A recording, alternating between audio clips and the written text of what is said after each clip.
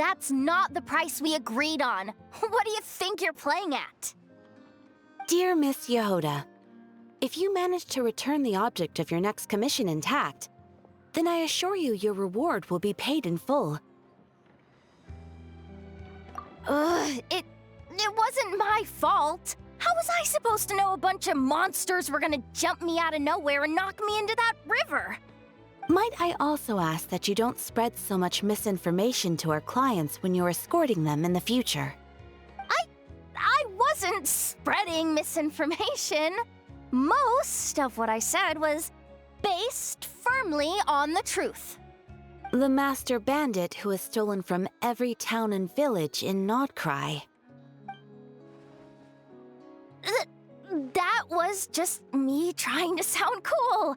No one told me the client was from the Fontaine Guards. She wouldn't stop questioning me the whole way.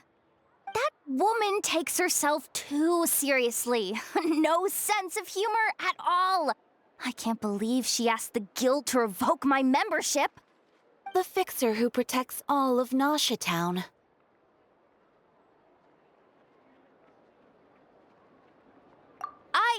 I was talking about Boss Neff. I was telling the client about her. Regardless, Miss Yehoda, if you wish to take on any more commissions in the future, it would be best.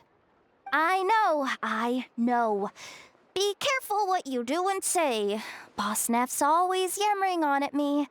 But my mouth gets all itchy when I don't use it too long. Perhaps you could take a few pointers from our experienced adventurer here. The Traveler? I guess she's not the worst person to learn from. But you're gonna need to wait for me to take this reward back to Boss Neff first. She ain't gonna be happy that it's not the full amount. I feel a lecture coming.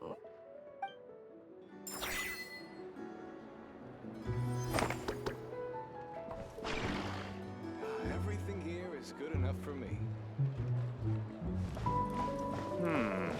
I better get me some alpacas.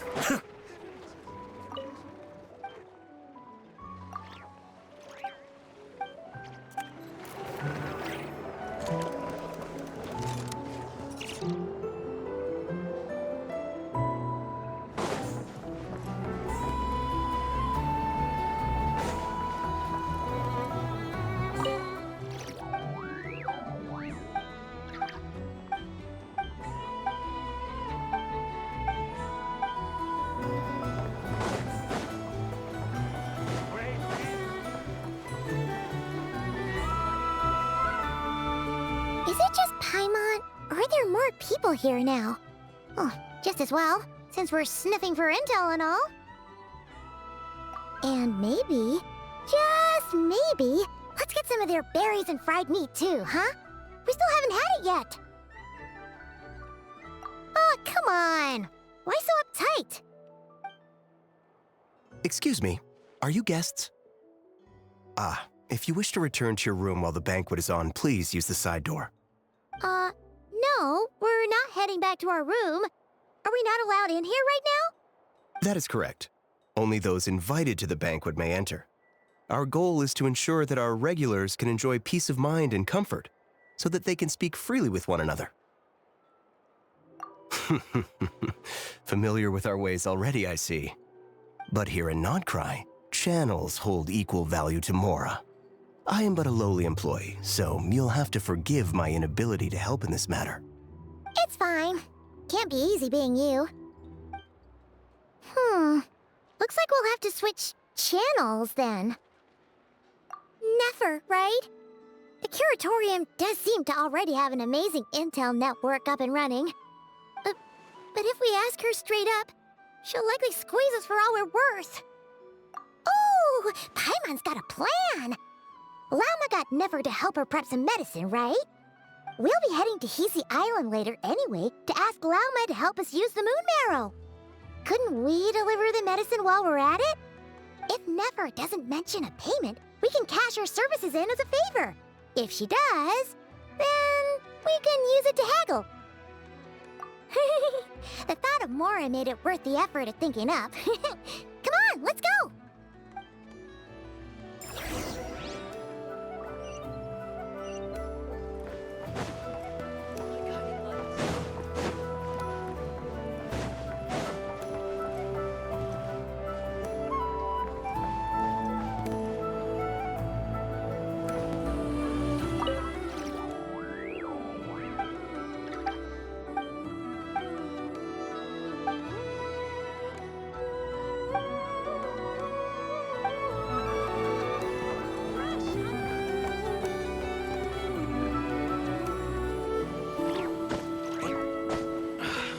I was just trying to do my duty as a Use your head, kid. Look more, leap less.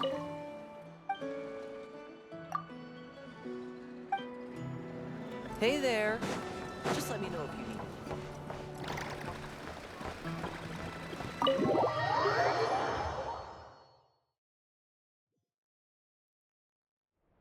Hey, Black Cat, we're here! Oh, it's you this time.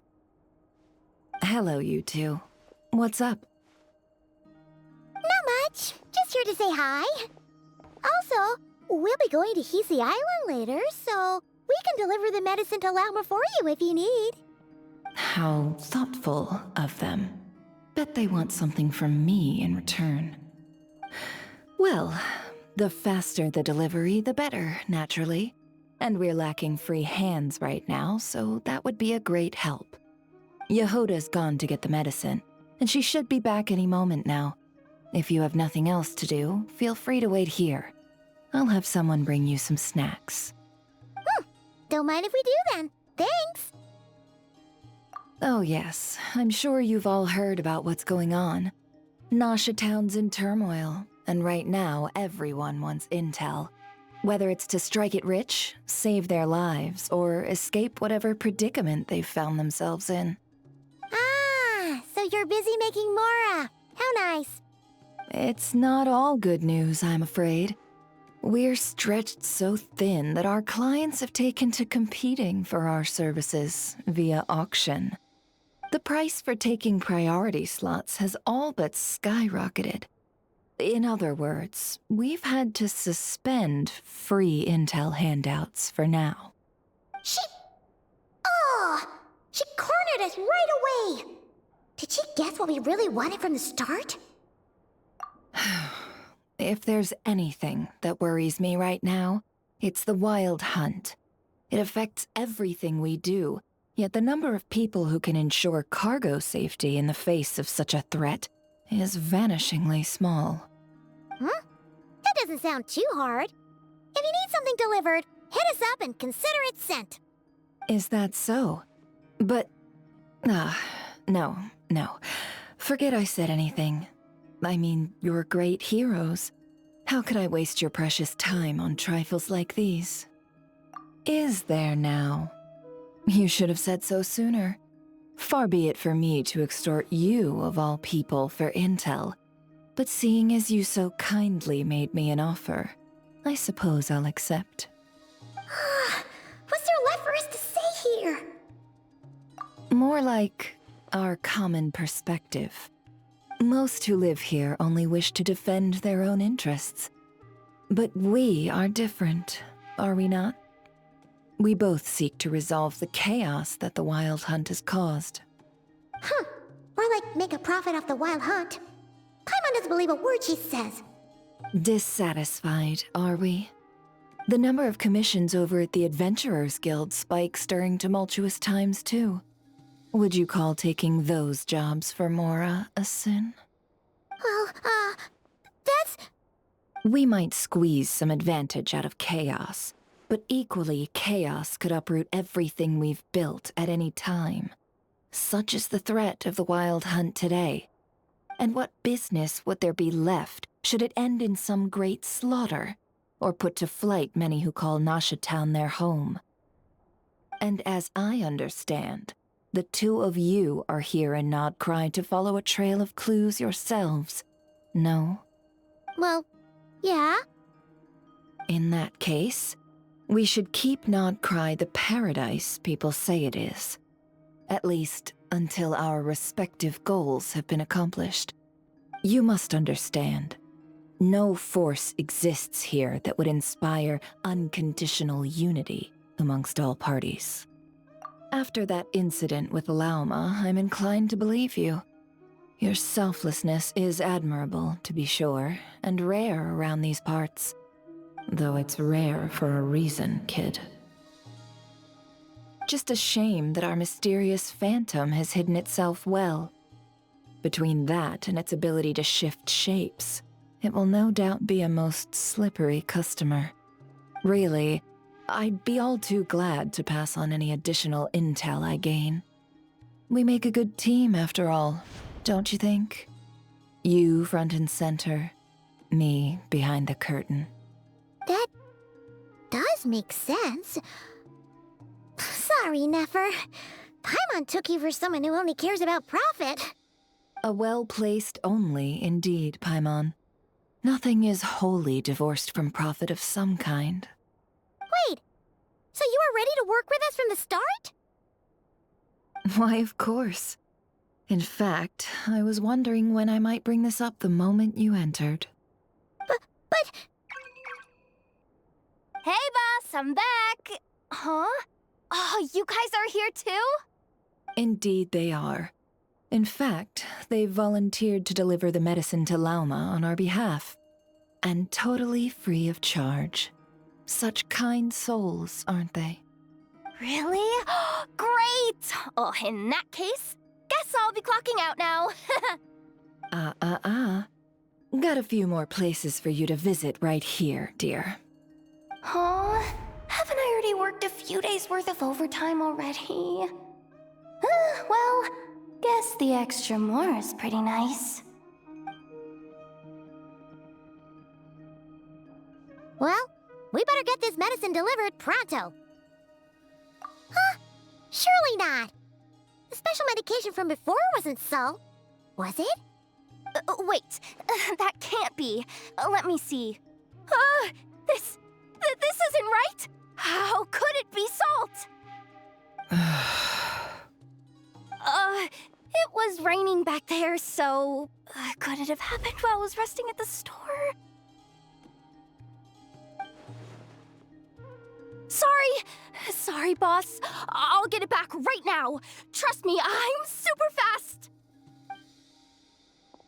Hey! Slow down, you might get hurt! Well then, any plans? If not, what say we go into town and ask around about the wild hunt? Oh, we were thinking of doing that, but we didn't get much out of it. The townspeople are a bit wary of us, and we can't get into the flagship right now. Ah, yes, the banquet is on today. Perfect timing. That's where we'll go. Huh? Can you get us an invitation? Oh, come now. What are we, sticklers for the rules?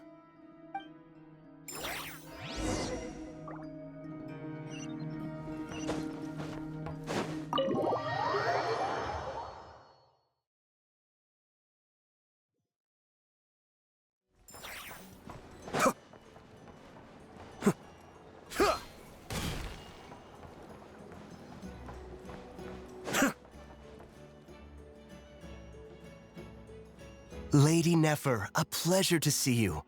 Oh, and our guests from earlier, I see. That's right. My apologies. Consider it my fault for not having explained the banquet's rules to them beforehand. Oh no, it was no trouble at all. Please, do come in. Yeah, sure, thanks. Not even an invitation check? Oh, Paimon didn't realize Nefer was such a big shot. Guess channels really do take you places.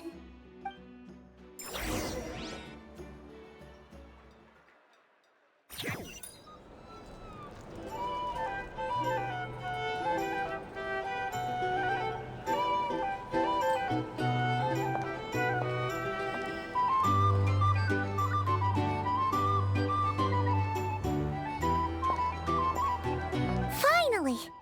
Now, what do we...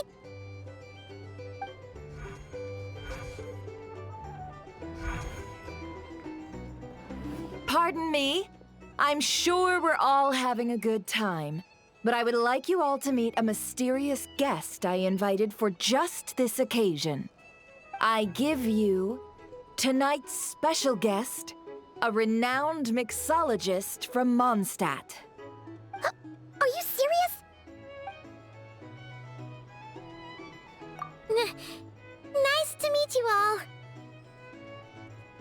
I'm sure that no more needs to be said about Mondstadt's wine industry.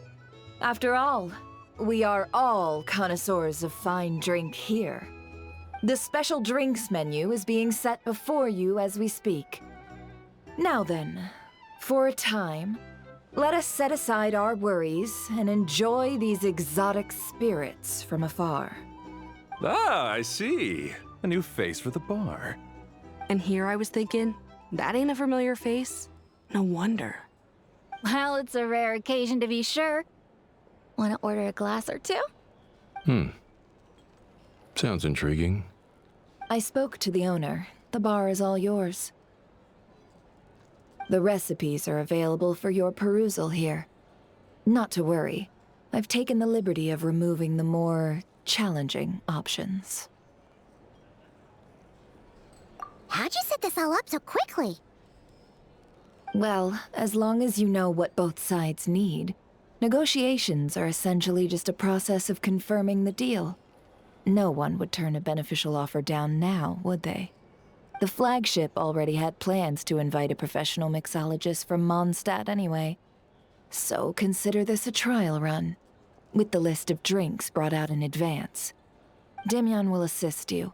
Serving guests with drinks will be the perfect opportunity for you. Of course, every guest will have their quirks, so you'll have to be careful not to arouse their suspicions. Got it. We'll give it a try. In the meantime, I'll go mingle with some of the guests who pique my interest. There'll be a little event during the banquet's second half, by the way. See you then.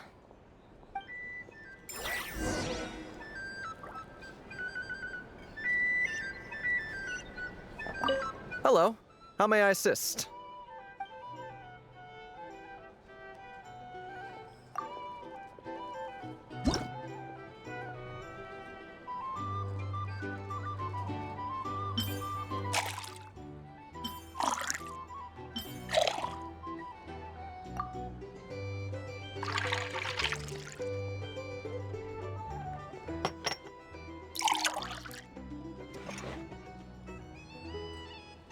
Good work!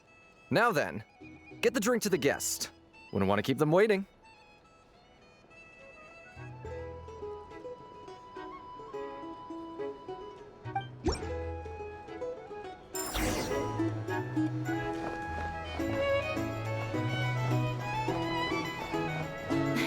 Ever consider returning to Snezhnaya? Would I be killing myself with fright here if that was an option? Oh, thanks.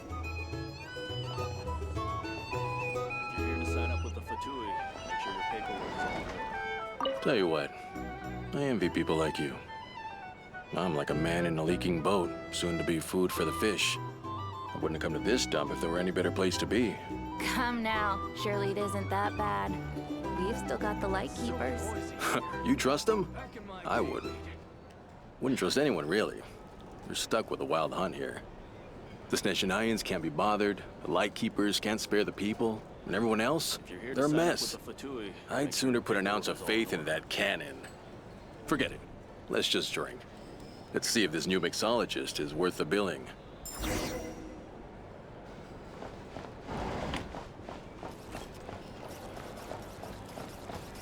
Hello. How may I assist?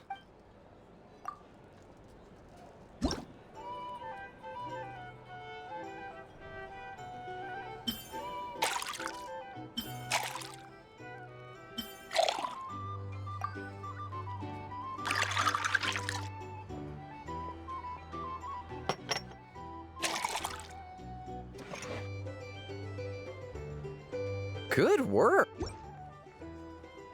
Here's the thing. I'll lose money at this rate. I doubt the Nines will stand idly by if this wild hunt problem gets... Just leave it over there. Bet you some people are just waiting for this place to fall further into chaos. You've got a plan for that, then? Hard to say. But what I can say is that the situation in Nashatown will get out of hand if that cannon isn't Here's the fired thing. soon. That Can't gun's a live life symbol. without a little The most spice. solid proof that ordinary folks like us can stand up against the wild hunt. Wait. What are you angling for exactly?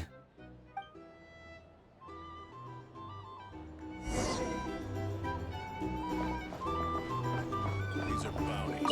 Well, what if that was nothing but an illusion? What if, let's say, the cannon was never meant to be fired? For our sakes, at least. Surely this town is still of value to those who control it. Of course. But that's all it is. Value. For us, though, there's no place but Nashatown. And we're putting its life and ours in their hands. I get what you mean. Let's just see how this plays out first. Ooh, seems like they're all talking about the cannon already. Guess that's why Sosie was so anxious. Hello. How may I assist?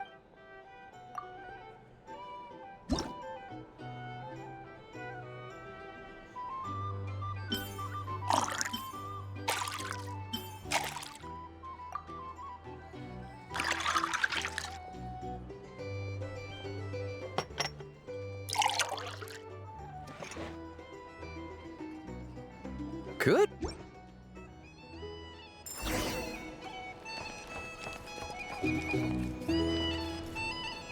Oh, so this order was yours, huh?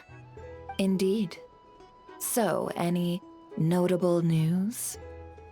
Ah, you two must be Nefer's friends. A pleasure to meet you. If you've got a moment, let's have a drink. On my tab, of course. Paimon doesn't recall there being any other orders right now. Sure then, we can take a break. Then come, sit. Dimyon, 2 wildberry trails if you would. Without alcohol, much obliged. Hints is the name. I help out at the Rossum workshop in town. They usually put me in charge of making and repairing simple machines. Paimon's name is Paimon. Pleased to meet you. Ah, yes, I've heard. Lots of nights over there in Mondstadt. I imagine your title's an impressive one back home, huh? We were just messing with you there. Anyway, help me keep an eye out, all right? Valuable intel will be suitably compensated. Oh, come on. Is that how it is between us? I mean, I wouldn't even have this job if it hadn't been for your help back then. So, you've known each other a long time?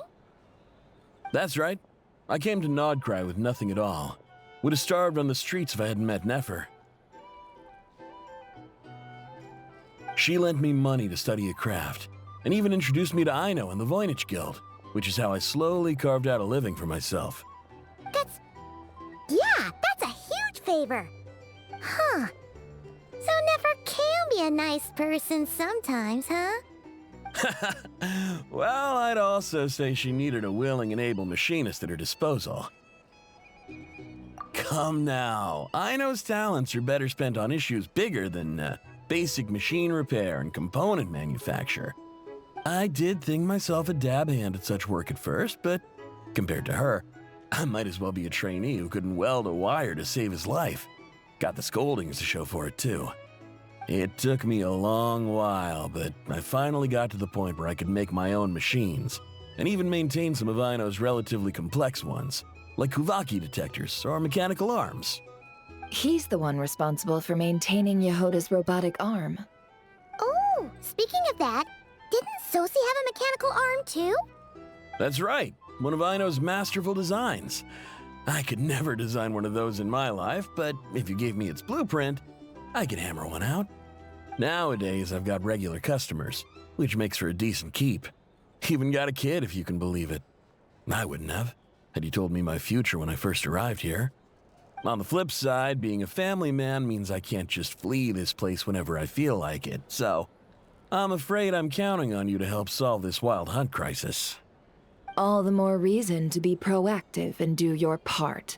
Wringing our hands in despair does us no good in times of crisis. Oh, wait. Just another question that's been bothering me. Have you heard anything about people seeing illusions within Wild Hunt anomalies? People they know, perhaps? I have heard of humanoid shapes being sighted, but familiar faces? No. Most would think they'd lost their wits from fright if they started hallucinating. After all, no ordinary person could survive an assault from those monsters. Does this have anything to do with our current Wild Hunt crisis? Perhaps. Perhaps not. All right, I get it. I'll keep my ear to the ground for you, and naturally, my lips will stay tightly sealed. Then we'll take our leave. Enjoy your drinks. He's a social man. You can often find him here chatting with friends, and he's had contact with all manner of clients. Since he's never heard of the Wild Hunt exhibiting the power to imitate familiar faces, might it be safe to assume that our Phantom wants to keep that a secret? Huh. That does sound worth noting. How about we go talk to a few more people? A good idea, and one our upcoming activity will facilitate. Let me show you how it's done. Come, back to the bar.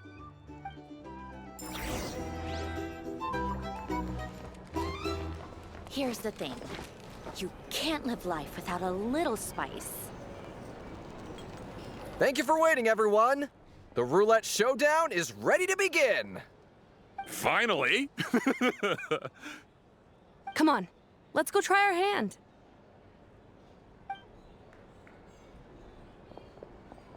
Joining us, new girl? We'll pass. No, you won't. The one who'll be mixing the roulette special has to take part. Those are the rules. But...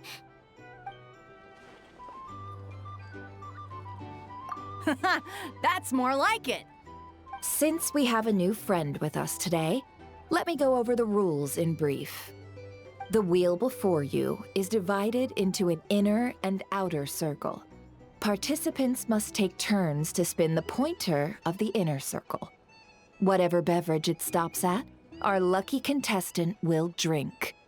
The drinks are divided into juice, tea, and alcohol, with that last further divided into 3 levels by intensity. Spin your way to a non-alcoholic beverage, and you'll score no points. Otherwise, you get 1 to 3 based on alcohol content. During a round of drinking, one participant may choose another with less points than them and pose a question, which the other party must then answer. This sounds like it might favor those who score higher, but push your luck and you might not recall any answers you were given the next day. Defeats the purpose, wouldn't you say? And that's why the person mixing the drinks has to take part. You know, just in case they decide to pour heavy, then sit back and watch the show. Not that our newcomer looks like the drinking type. Either way, looks like we're in for a show. Anything you drink will be replenished. And additionally, I have decided to sponsor a grand prize for this grand occasion. A single serving of Dark Horse. What? Do my ears deceive me? A chance to drink Dark Horse and not cry? Dark Horse. Guess we'll have to take part now, huh? Indeed. The Dark Horse could be yours to enjoy, so long as your luck holds. And so long as you can remember its taste the day after. And if our lucky winner can drain the whole serving in one go, they will gain the right to ask everyone a question, regardless of their score. High risk, high reward. That's gotta be some strong alcohol. Now, if there are no other questions, let us begin. Allow me to get the ball rolling. Intensity 3. Looks like I'll have to put my back into it today.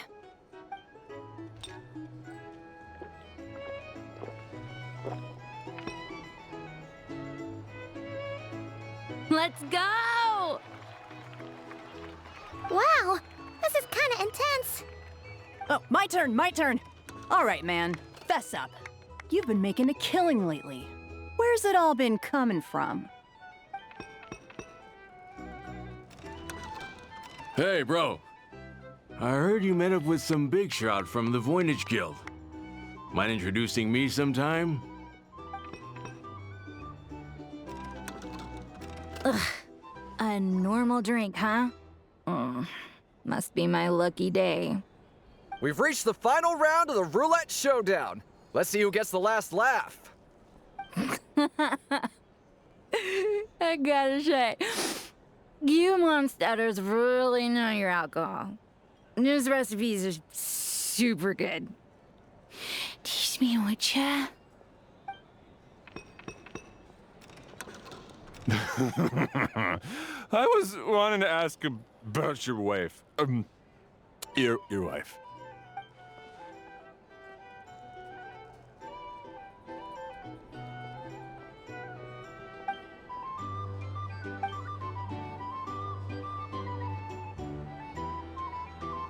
You're up.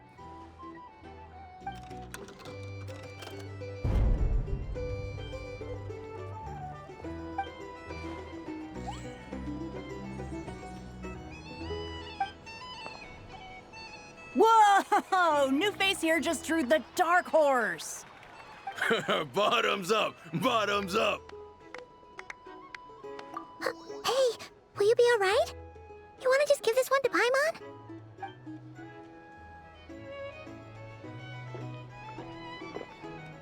Whoa, she actually downed it in one gulp. Nice job! No wonder you Mondstadters have such a reputation.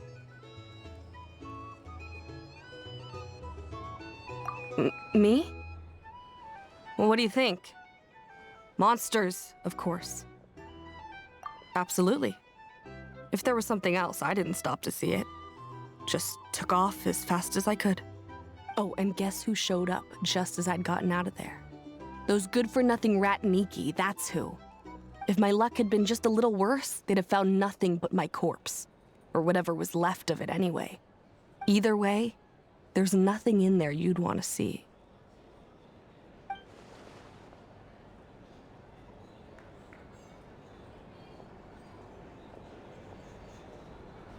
I see some downcast faces. Why, have we all hit our limit? Ha! Says who? I'm still raring to go. 'Cause you didn't drink that much. In that case, let me raise another glass. To a blast of a showdown and a wonderful evening.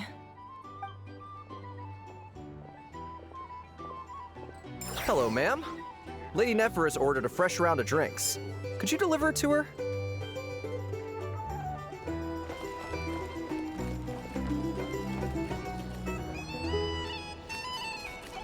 Huh?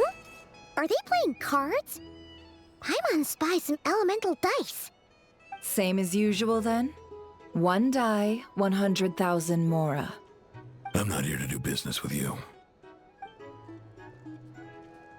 Come now, I've already ordered us drinks. Or are you looking to add another line to your ledger of arrears? Oh, so this is a business deal. So, let's go over this again. One die, 100,000 mora. Hmm?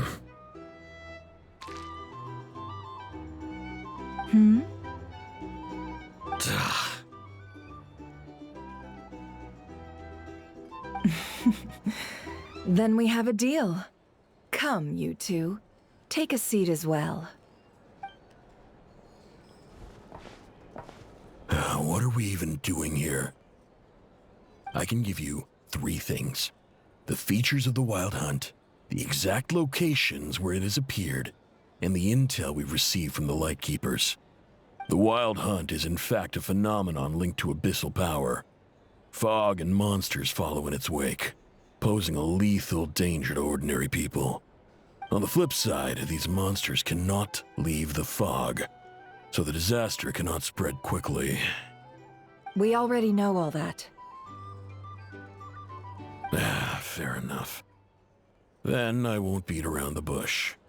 Here's a map of current wild hunt anomalies that I snagged from the Lightkeepers, including the locations they'll soon be bombarding. That's a lot. We've never seen anything like this either. That's why everyone's so worked up. That's not enough. 4 dice. Cool it, all right? I'm not done. Now, the Lightkeepers don't want you to know this, but weirdly enough, more wild hunt sites have disappeared than their involvement would indicate. Isn't that normal? They're not the only ones fighting the wild hunt after all. Adventurers do that too, and maybe some just go poof by themselves. I'd agree. And really, we've always had a small, stable discrepancy between reported anti-wild hunt ops and anomalies cleared. That variance has become a gulf lately. What could that even mean? I've got 2 theories. One, that some new force is clearing the wild hunt out in secret.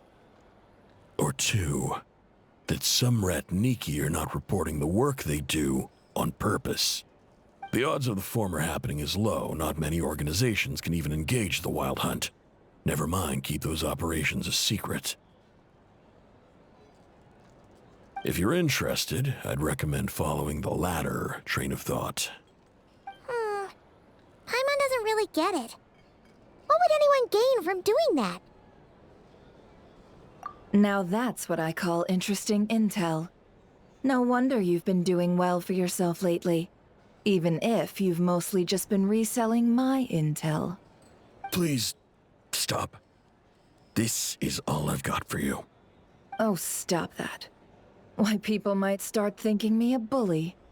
Let me give you an opportunity instead. Out of respect for your independent intelligence gathering. An answer to a simple question. For 50,000 off your debt. Have you heard of people seeing familiar faces within a wild hunt anomaly? Or experiencing something akin to, say, an illusion? No, nothing like that. Nothing at all but ghostly shadows. Nothing at all, hmm? Not even for 50,000 Mora? Either you don't take your debt seriously, or you're confident you can pay it off. Hey! No means no, all right? This is about my dignity as an intel broker. Mora doesn't factor in here at all. Okay. Well, that puts me at ease. You really are the same as ever. And you've learned quite well. Go on, then. I'll swing by again. Sometime soon, perhaps. Ugh. So, you're his creditor? Indeed I am. He's resold my intel quite a few times now, pocketing the difference afterwards. Rather dishonest dealing, if I may say so. As luck would have it, he would only purchase information from me when he was just about done negotiating with his buyer. So I arranged a little something just for him. A painful lesson, you might call it. Ooh, that sounds brutal. Oh, I was downright beneficent in charging for that betrayal. It was more about the message, really. In any case, I believe that's all we'll get here. Let's go through what we've learned outside.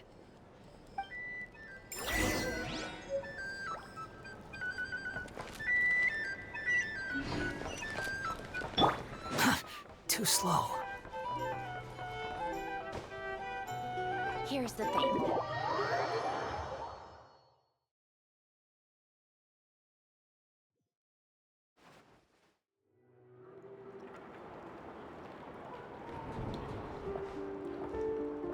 Most of our intel seems quite dispersed, so let's try piecing it all together.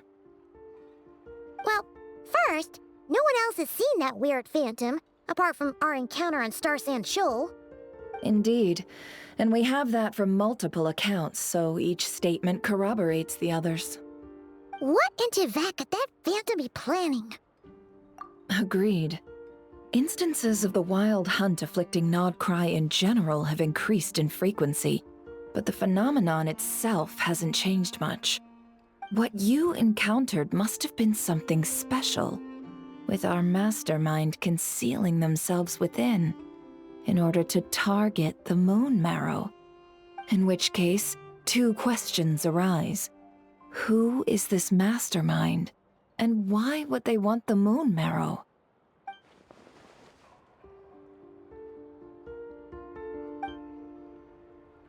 I'll continue investigating along these two lines. We can reconvene again if any progress is made. I'm back! Luckily, the store owner kept the medicine bottle I left on the table safe for me. Here you go. Huh. Thanks a bunch, Yehoda. Take a break. You've earned it. Oh no, I've got work to do later. And anyway, isn't the cannon about to go off? I was watching it the whole way back, praying it wouldn't fire. Not until I got back, you know? Again, lucky me. Huh. So you're interested in that big gun? Of course. I mean, just think about it. Something that size is bound to be comprised of thousands, even tens of thousands of parts, fused in such a way that it can operate smoothly and fire off a supergiant, super strong beam! Isn't that just so cool? I mean, miraculous. Like a miracle created through countless careful calculations. It has been a while since the last time it fired. Go on, feel free to go watch. Work can wait for a while. Thanks, boss. Anyway, y'all wanna come? It'll be worth the while and worth your wait. I swear. Might as well. Fruits of our labor and everything, you know? Woohoo! Let's go! Kaboom!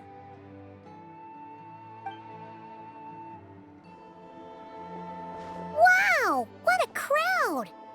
People seem pretty excited, too. Just goes to show how big a deal this cannon is, huh?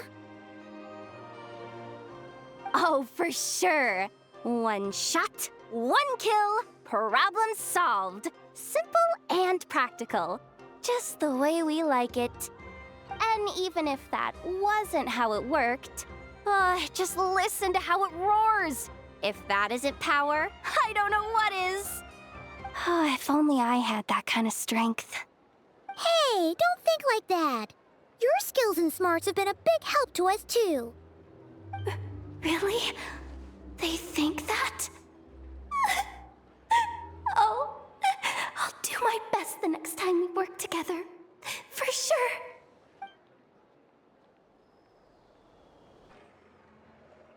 Hey, look! It's starting!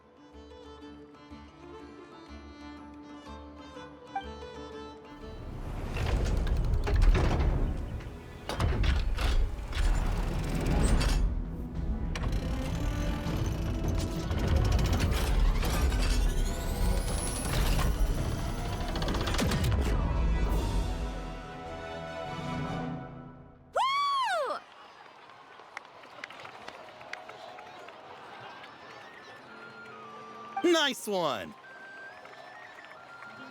Finally, all fixed up. Nothing to fear now. Awesome! Felt that one in my bones. Whew! That sure was powerful. And pretty dazzling, too.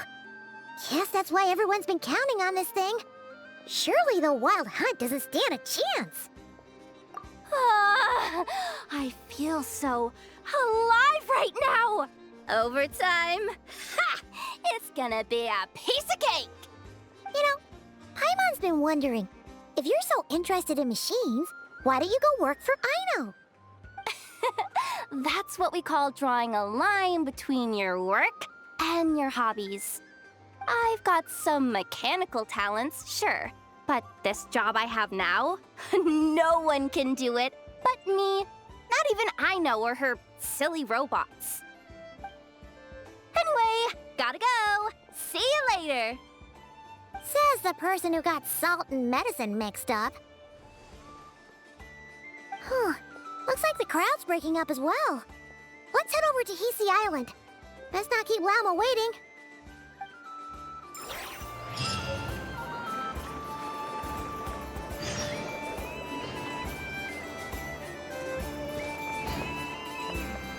I better get me some alpacas.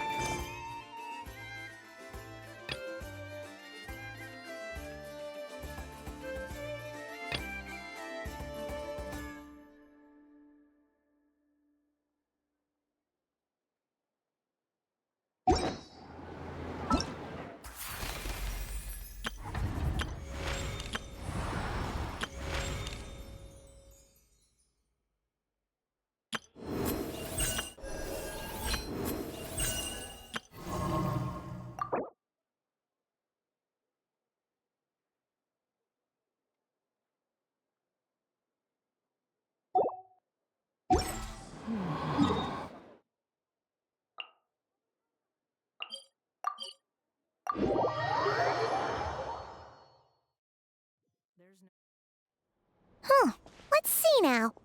What's changed since we were gone? Yeah, if anything, looks like things are settling down. That's Llama for you. Hey there, Llama! We're back!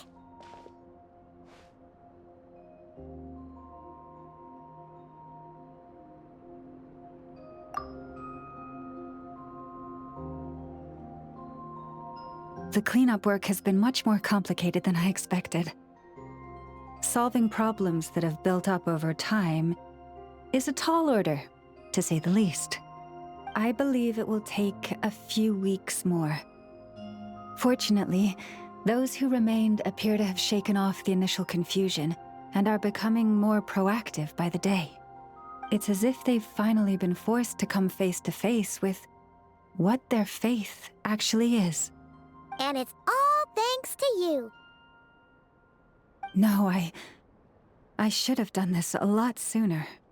I've been focused on taking care of myself these past few days, so I'm in a good place. And since you're looking after the Moon Marrow for us, I should be able to help you investigate the truth of the past. Speaking of which, have you heard anything new about that Phantom? I've tried asking around, but to no avail. What about you? Oh, we haven't made much progress either. But here's what we've got.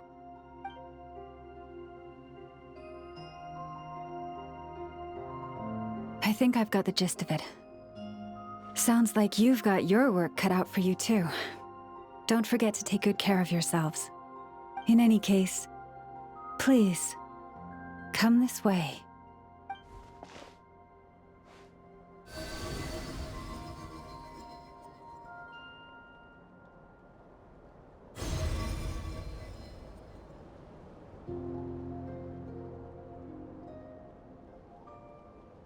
What do you see?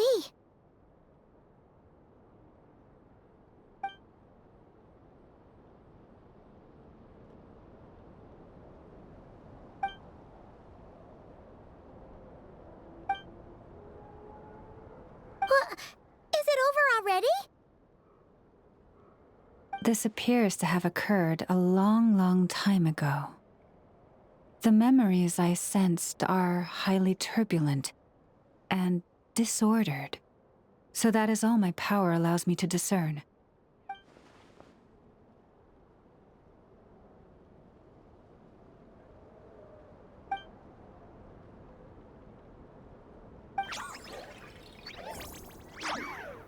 Huh? What's the matter?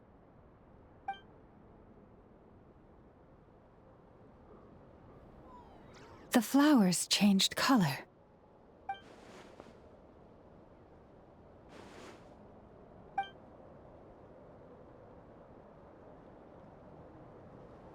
Yeah, we should go see her and see if we can help her in some way. I'll leave that in your hands then. Oh wait, here you go. This is the the medicine you asked the Curatorium of Secrets to help prepare earlier? Thanks for coming all this way with it. You've been a huge help. Also, if I may, I have a feeling that Kuthar might be able to help you get a more detailed glimpse at the memories about your spaceship. Oh, that's true. She's the Kutar after all. But we best check if she's doing okay first. See you later then.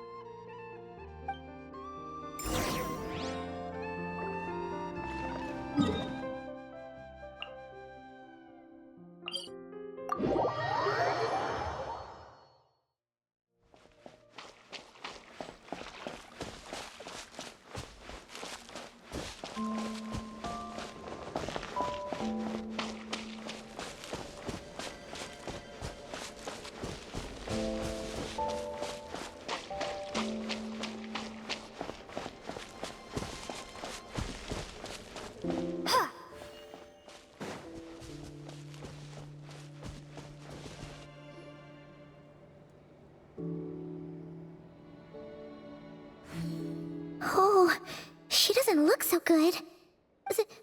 Sorry for disturbing you, but are you okay?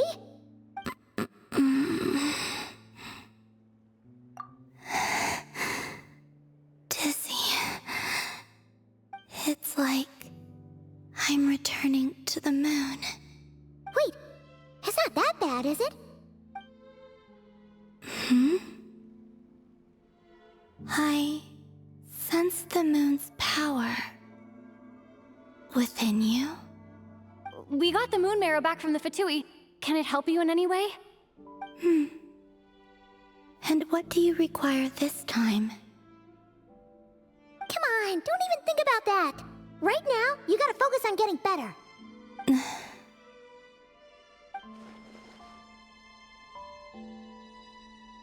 I might need your assistance in the future.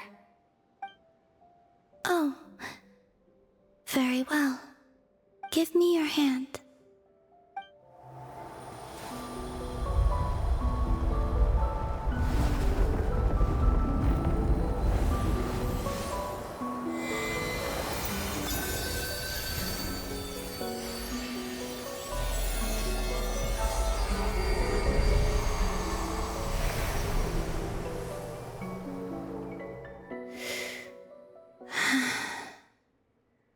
Back to Earth. My thanks. Your feet never left the ground. But anyway, feeling any better?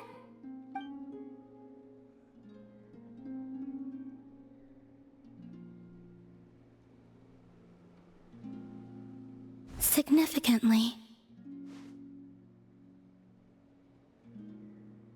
The moon within your body, it is as silent as a reflection in the water. Fascinating. I merely drew forth a ray of its light from the water. Enough to keep me tethered to the ground for now. I think I sensed some other changes as well. That is the moon goddess's favor. All things I come into contact with will bear this mark. It is harmless, and will fade over time. Speaking of which, do you want to be the Moon Marrow's custodian, now that you've got your power back? It's supposed to be something that belongs to a god in any case, right? It is the remains of Arya, goddess of the eternal moon. So it does have to do with... Wait, what? Did you not know this already? Lama just said it was different from the other fragments, and that she could sense divine power within it. And she is correct. When I drew that ray of moonlight from the marrow, I also drew some memories from within. That is how I know that it belongs to the goddess of the eternal moon. But Lama also saw the past by using the Moon Marrow. Why didn't she see that?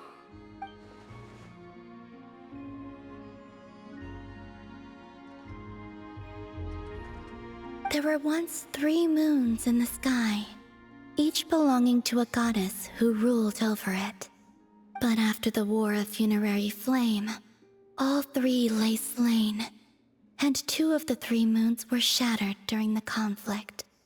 After Arya's death, her power coalesced into this moon marrow.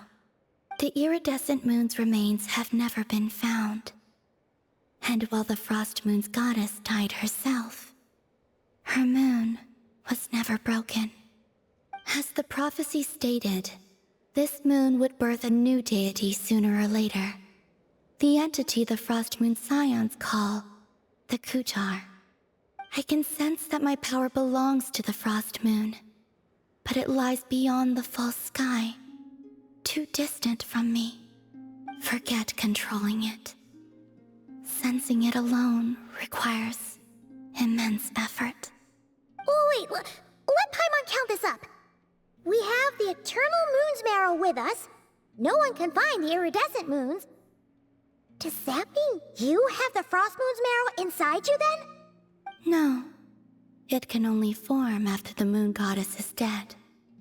Consider it a form of energy core. You may as well ask if there are rocks on the moon. Oh, so you're saying that you represent the Frost Moon's power, right? Yes. Now, a god with a gnosis is named an ARCHON. Since you bear the moon marrow, does that make you a moon goddess? You do not wish to become one? That's not really the problem here. Also, why are you so eager to pass that title on to someone else? Anyway, never mind this becoming a moon goddess stuff for now. We're asking if we should return this moon marrow to you. I do not desire it. Huh? Nor does it desire to come to me. And what does that mean? When I came into contact with its power, I sensed a kind of rejection. I can only guess that this is because I, too, am a moon goddess. Two moons will not rise at the same time, let alone consume one another. Guess it's stuck with me for now then. You sure that's gonna be okay? Walma did say that you've hidden its power well, but the damselette sensed it just fine. And it's the wild hunt we're dealing with here, not some run-of-the-mill enemy. If it detects the marrow... The wild hunt? You speak of that phenomenon as if you were describing a person. Well, it sure looks like there's a person behind it all. Someone with a super clear goal, too. They've been after the moon marrow non-stop. That seems to ring a bell. Huh? Does it really? My colleagues used to mention someone, back when I was still with the Fatui. He hailed from Conria, gaining abyssal power during the Cataclysm, and he had a consuming fixation on the moons. Conria? Well, we don't know if the phantom we saw has anything to do with that, but the details kind of match. What was his name? I only know what others called him. The Rehir of Solnari. Huh. There was that title too. Yes. Wait a second. Dane mentioned him, didn't he? Does that mean that our enemy is Rerir, one of the five? Huh? If that was the case, surely he'd be stronger than this, though. I have heard that he disappeared not long after the Cataclysm. But when I asked my colleagues where he went, they replied, "Do you really not know?" Why would they say that? The tale of his final fate has it that he fell into the moon's reflection, from which there can be no return. Wait, hold up, pause. There's just too much information. I felt the same. They seemed to think that I should be the one who would know everything about the moons. But as I said, my prologue lies beyond the false skies. I do not even remember my name. Oh. Either way, following his departure, the wild hunt situation worsened drastically, and it has since become a byword for abyssal disaster. The present phenomenon may have inherited the same title, but it far surpasses its past incarnation in both scale and lethality. Oh, to think that we're up against one of the infamous 5 sinners. That's way too much for us to handle. That incident on Star Sand Shoal must have been luck then. Or maybe he wasn't giving it his all. And even then, he still defeated Marionette. Oh? What did you just say? Would you mind repeating that? That's your ex-colleague? So, we were on Star Sand Shoal together, and she was beaten by the Wild Hunt, too. Did you just laugh? No. She totally did. Are you two on bad terms or something? No. I simply imagined the put-out expression she must have worn in that moment, and found it interesting. She seemed quite shaken. Oh, she'll adjust soon enough. She's very good at that. Okay, anyway, we've gotten off topic. Now that we know how dangerous the guy targeting the Moon Marrow is, you sure you want to carry it around with you, Traveler? If Fatui intelligence is to be believed, Rerir would prevail even if all of Nod Cry were to stand against him. Perhaps something restricts him, if only for the moment. Before I decide, there's a favor I'd like to ask you, Columbina. What do you need? Do you think you'd be able to show me what happened when my brother and I arrived in Nodcry? I mean, when our spaceship first landed? Sure. That was quick. As I said, this to me is but a single ray of moonlight. Nothing to it. Give me your hand, and ready yourself.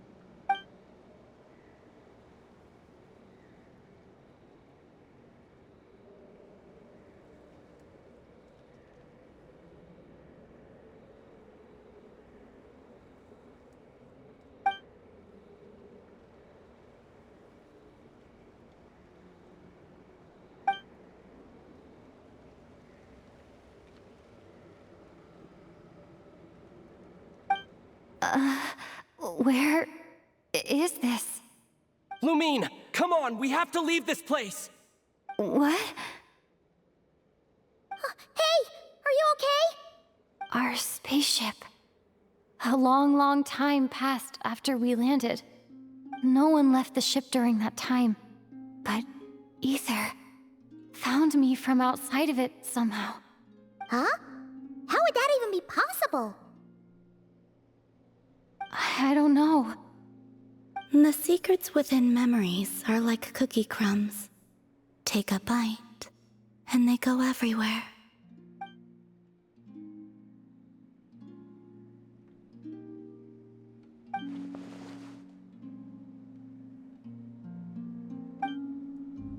All right. I'll keep the Moon Marrow with me. Well, if you say so. Paimon can't stop you, but still. Ooh. Will you need my help?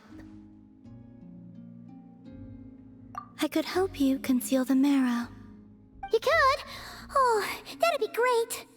Detecting it within you is already no easy task. But I can teach you to further conceal its presence using Kuvaki. Like this.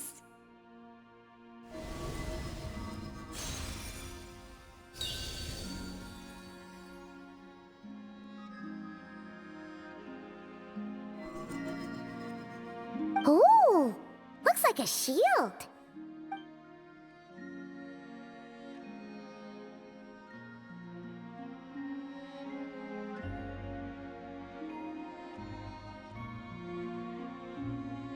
Can you sense it? Now, try to maintain it. You learn quickly. Huh. Looks pretty sturdy. Could probably be used in self-defense in a pinch, huh? Are you always here, Columbina? It's kind of dangerous out there, sure, but have you, like, taken a walk outside or something? I dislike strangers. Slightly better. Yeah, the Frostmoon Scions have changed since you last saw them. Who knows? You might actually like them.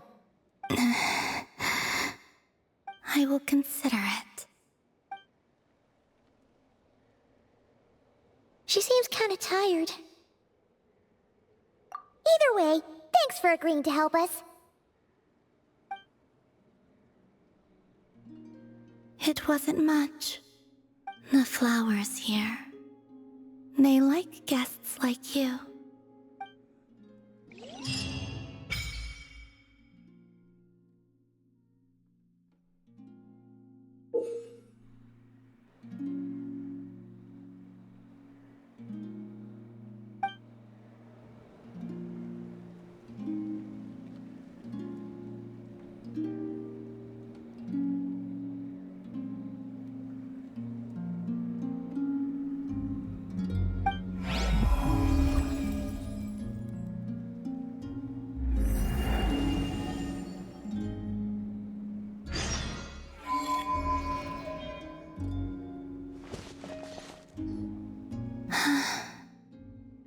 Best let her rest.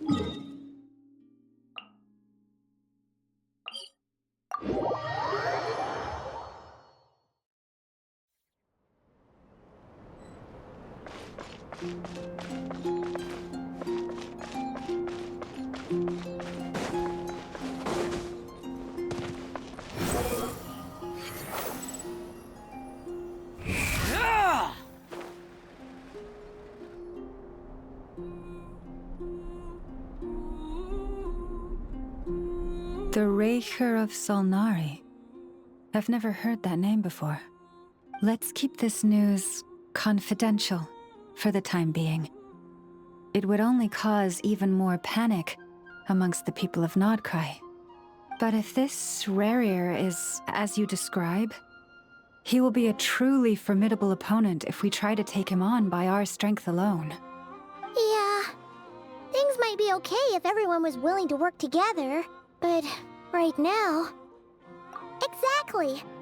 Whatever the case, let's start by telling those we can get to join up about the crisis.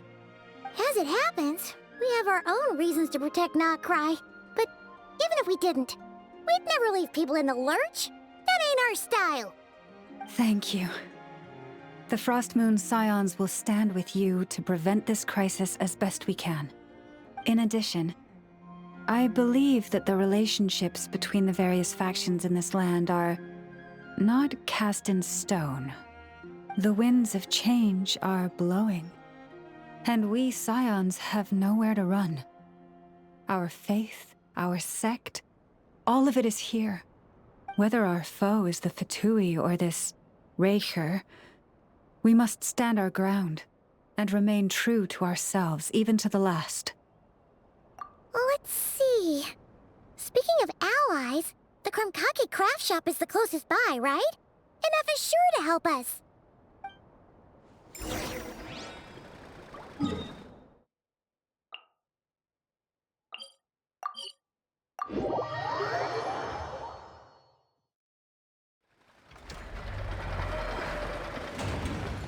Squall and Fury.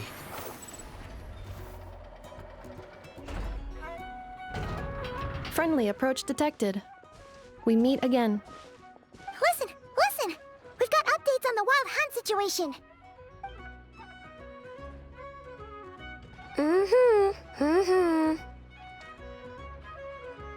Threat level exceeds expectations. Pewee, doesn't matter if he's the Rahira Solnari or Solari or whatever. One volley from my cannon, and he'll be blown to smithereens! You were there when we fired it, right? If that isn't the kind of firepower that helps you sleep at night, I don't know what is! True, but the cannon only works against shambling monsters, right? What if Rarir's super fast?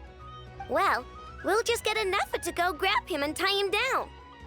You're not taking this seriously at all, are you? Anyways, firepower is not a concern. See those canisters over there?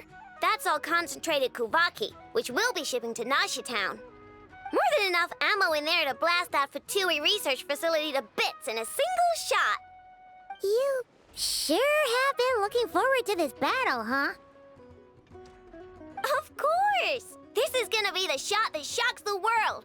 All of Nagkrai, heck, all of Snezhnaya will know my name once we're through. Sure, travel safe. I know. There remains intel left unshared. Oh, right. Yeah. Since you're investigating the Wild Hunt, something pretty weird's happened in Nashi Town. Should probably watch out for that once you're back. Remember that Sosi guy? The Ratnik in charge of firing the cannon? He's been found dead in their organization's offices. Wait, what? Didn't we just see him, like, half a day ago? Yeah, it's still new news. So not many people are in the know. We were only informed because we'd worked together closely. And even then, only just now. I'll send Anafa over to Nashi Town with some flowers later. He seemed like a good guy. Didn't put on any airs despite being a superior officer either. The data concurs. This gentleman appears to have been one of the most accomplished amongst the Lightkeeper's sergeant majors. His character has also received commendation. Most would have lacked the motivation to fatally attack him. Oh, that makes it even worse. Hey, what do you mean, actually? Either way, I'm not clued in on the details. Only Ratniki have been allowed on site to investigate the scene. You'll have to find some way in if you want to check it out for yourselves. Got it. Let's go then. You coming along, Anafa? My tasks are incomplete. The last few batches of ammunition must be randomly inspected. You go ahead. All right. We'll see you later.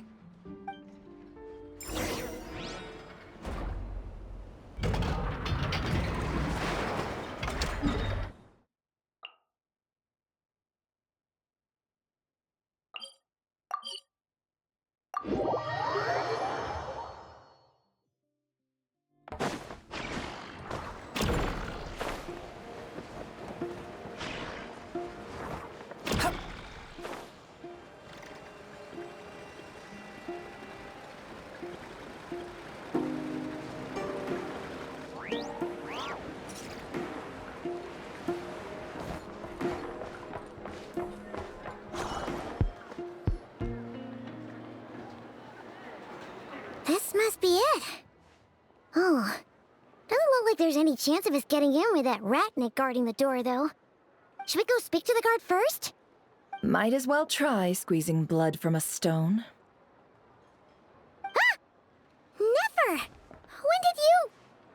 I came over to take a look as soon as I received the news just now. Aino told you about this then? Before we start, shall we see if we've made the same guess? Indeed. Quicker than we thought as well. Keep your eyes peeled for any clues once we get in. No need to jump to conclusions. But how are we supposed to get in at all? Just follow me.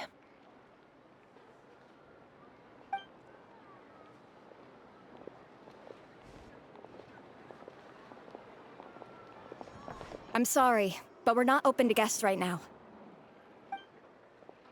Sorry about that. They're here to investigate. All of them?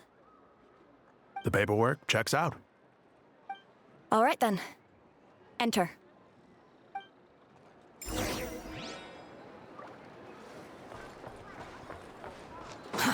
Too slow.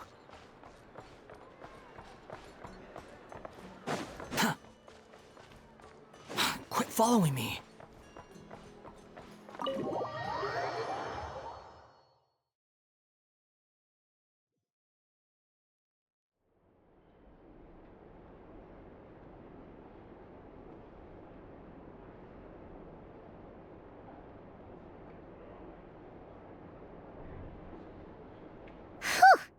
Paimon might have said this before, Nefer, but you sure do come prepared.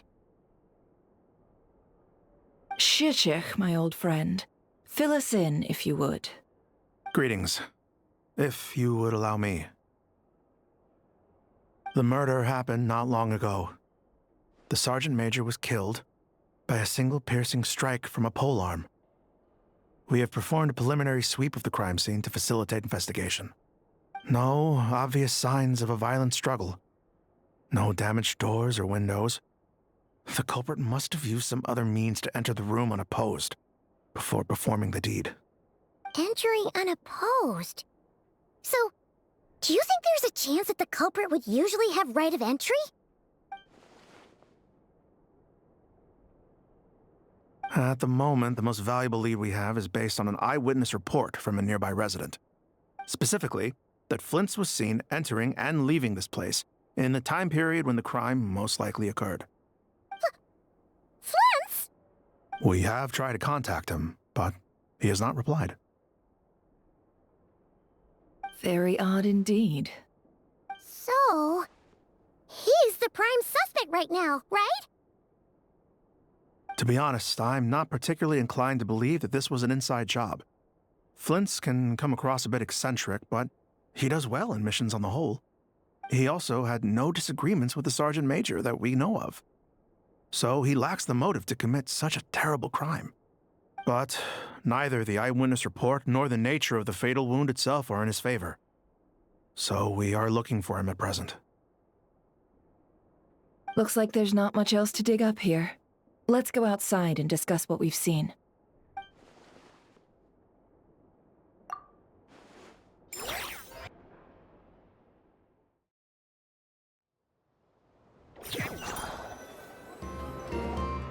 So, the evidence points to Flint's, and he just so happens to have disappeared without a trace. A sticky situation indeed. We know that this Flint's could have been Rerir in disguise, but we lack the evidence to prove this to anyone else. Furthermore, Flint's has left us with many questions, all of which will require a reasonable explanation. Yeah! He said he would report back to headquarters, but it seems he hasn't gone at all. What could he be doing?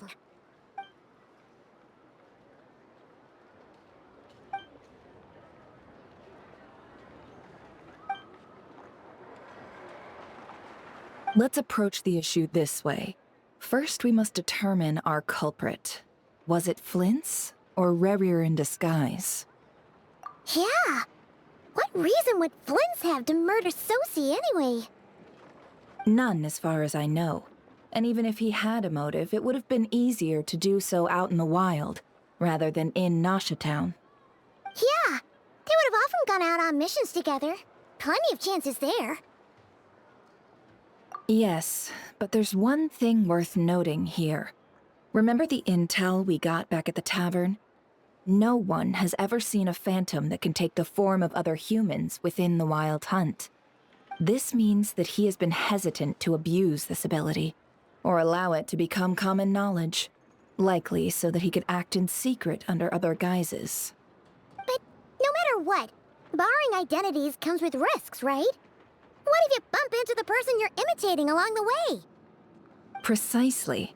In other words, his goal must have been worth the risk, similar to how he came in disguise to obtain the moon marrow. He likely knew then that the real Flints would not appear and get in his way during this time. We'd have to ask Flints ourselves, I'm afraid. But we shouldn't jump to any conclusions here. We can't discount the possibility that he might actually be the murderer himself. Not yet, at least. And there are other, less likely scenarios. For instance, Rarier may have already killed Flints long ago, and been living as him for some time now. Yes, that is our ticket to a breakthrough. Then we've got to find him before the Lightkeepers do, or we might never see him again. Steady now. Our friends should be back soon. We've tracked him down to a beach north of Nasha Town. The Wild Hunt is present too, so we're putting a force together. I'll have you know that this is top secret information I'm leaking here. Don't worry, you'll receive a top-class reward in return. The beach is all yours. I'll stay and slow the Lightkeepers down. Things might go south if you bump into one another. Oh, right. Before we go, should we reveal Rarier's secret? Since he's trying to keep it all hush-hush, why don't we just pull the curtains on his little trick? That'll teach him to sneak around pretending to be other people. Hey, why are you laughing? Oh, I was just imagining how satisfying that would feel. But I'm afraid this revelation would only stir up more chaos. Setting aside the matter of evidence, some may trust Flint's on our account, whereas others would suspect him on account of his behavior. Tossing him into a swirling tumult of public opinion like that might just give Rarier more opportunities to capitalize on. And think about it. Once people learn that he can masquerade as those they trust, would they continue to welcome friends into their homes with such open hearts? Unease grips the hearts of those in Nasha Town already. We should avoid throwing more fuel onto the fire. Yeah, you're right.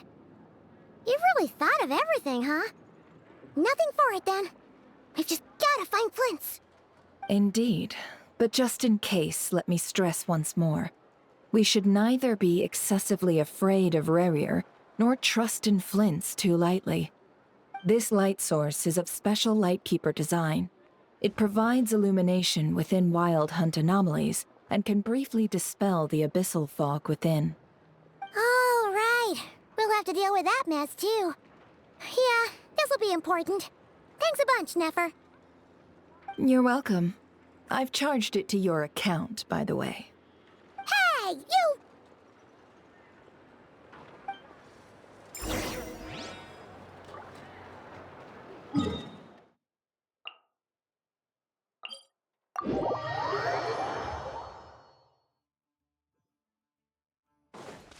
Behold!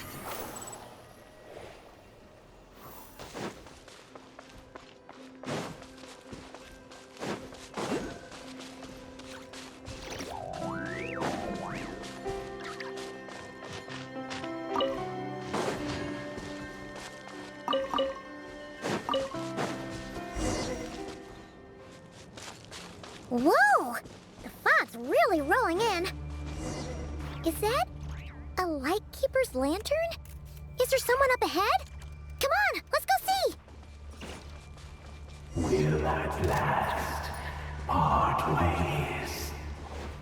Monsters!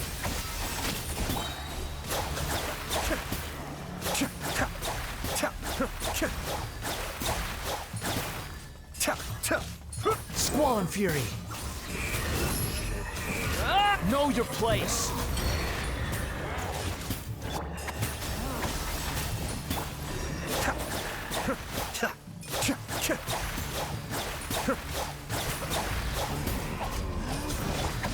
A burst of flavor! The wind rises.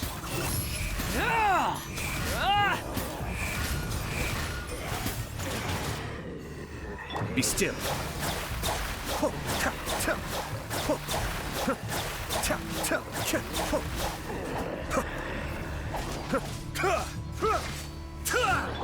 Off to the freezer!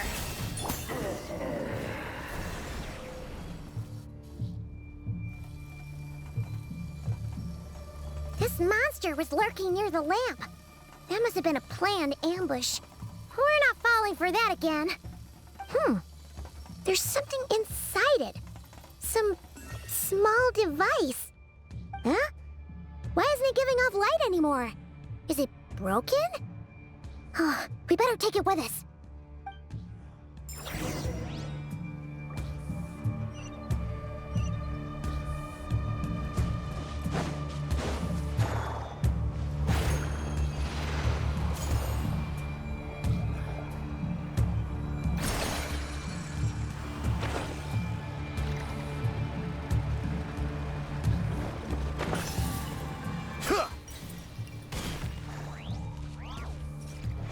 A fight took place here. Did Flint's leave these marks?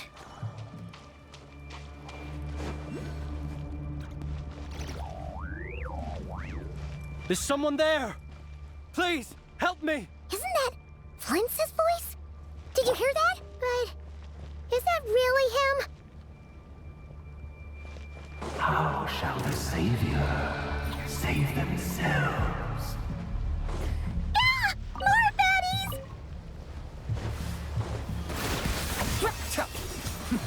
Adepts beckon. Opening box of Adepti tricks. Life goes on.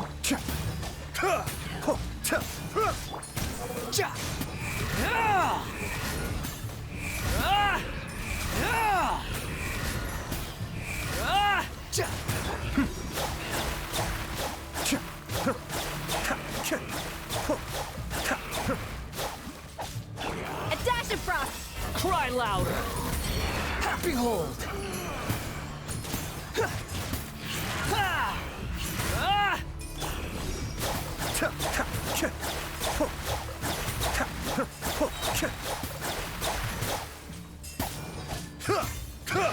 Kamisato Arc. Suiyu! Off to the freezer!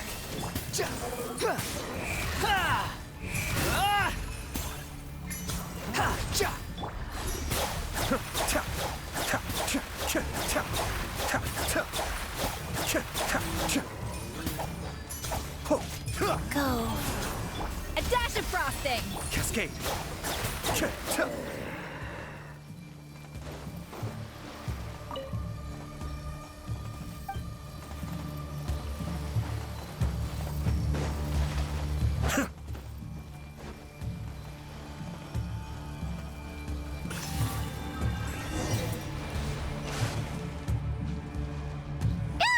We'll be in trouble if these spooky shadows touch us! Quick, use the lantern!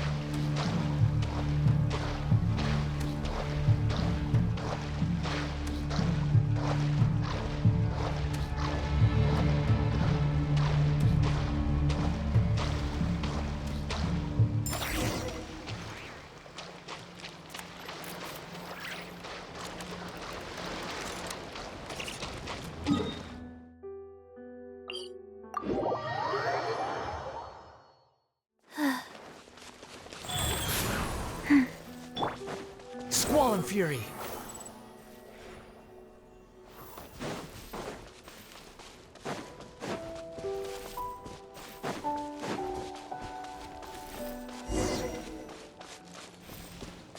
Whoa! The fog's really rolling in. Is that a Lightkeeper's lantern? Is there someone up ahead? Will at last part ways. Monsters!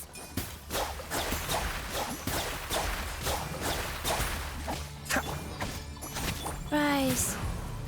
Behold! Ha!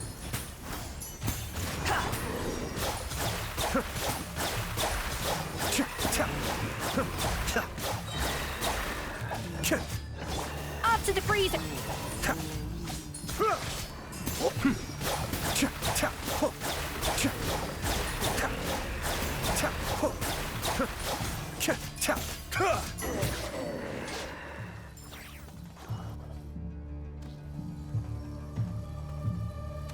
This monster was lurking near the lamp.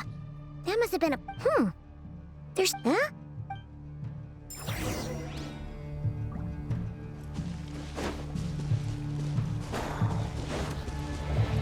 A fight took place here.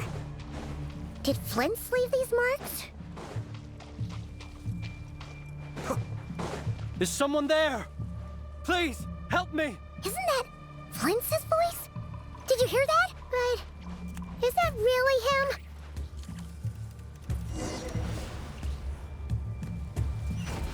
Ah!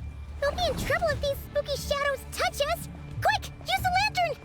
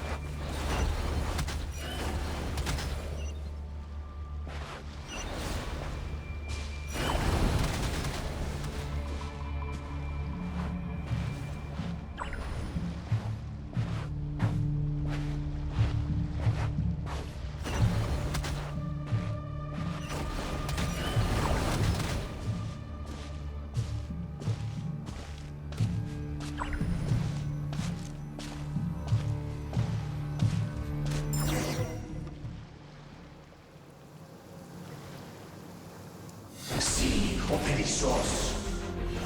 Silio erikos. Ja malunni katsesi forampus kalun. Ilio selluina sinin suu. Besennikes tuen.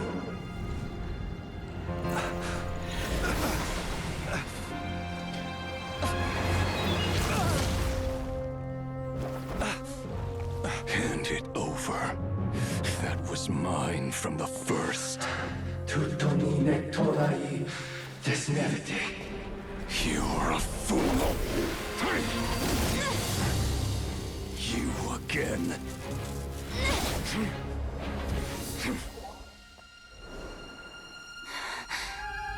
What the? It's stronger than before. Lantern, now!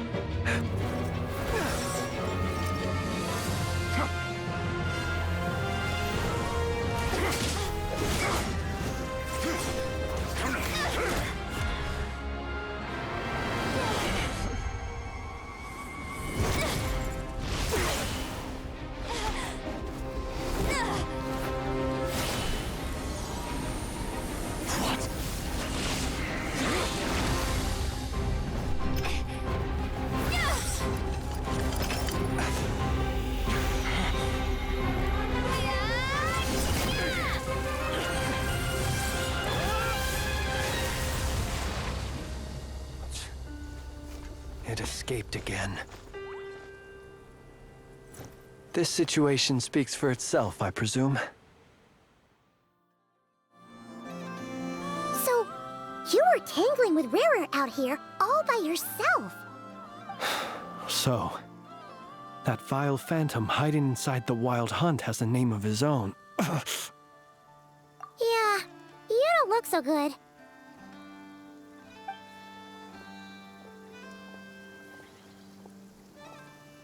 Sorry you had to see me like this. All the same, you have my sincere thanks for your aid. To think you had the power to so easily cleanse the filth staining the lantern, which tormented me so. Might I ask what magic that was? Or whose pupil you are? I believe I might have saved some face had I mastered just a fraction of such abilities. And an enviable constitution it is. A pity that such abilities cannot be acquired. Why did abyssal power just burst out of your lantern anyway? That is a long story.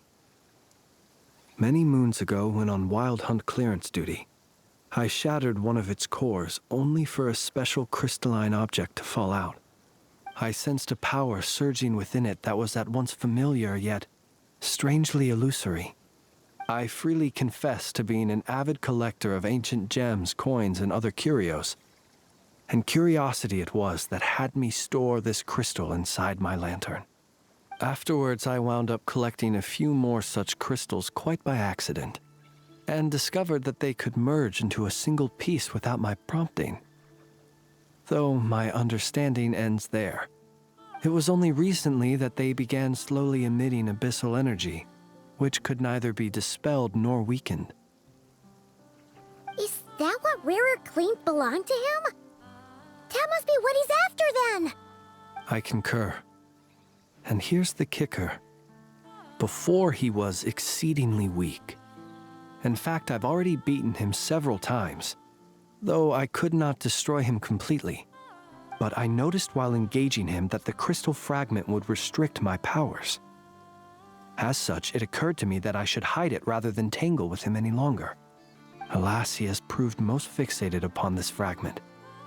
And for some reason, his strength has grown by leaps and bounds since I last encountered him. And where, might I ask, would it be safe? Or do you think it wiser I threw it away? Were our places switched, would you discard it, knowing that its perilous might was beyond your ability to counteract, yet capable of causing greater harm should it lie beyond your grasp? Yeah, throwing it away would mean giving the bad guy what he wants. But exposing yourself to its corrosion and growing weaker by the day, that sounds super dangerous too. Only those who shoulder risks are qualified to welcome in the turning of the tide. Those who flee when troubles come are nothing more than deserters. Though I shan't deny that I have your fortuitous arrival and most outstanding assistance to thank for my continued ability to speak such platitudes. Either way, it seems this fragment is now utterly still. That must have made it useless to Rarer. I doubt he would have retreated so readily otherwise. I imagine this wasn't the only reason you came looking for me, though? Well, no, but...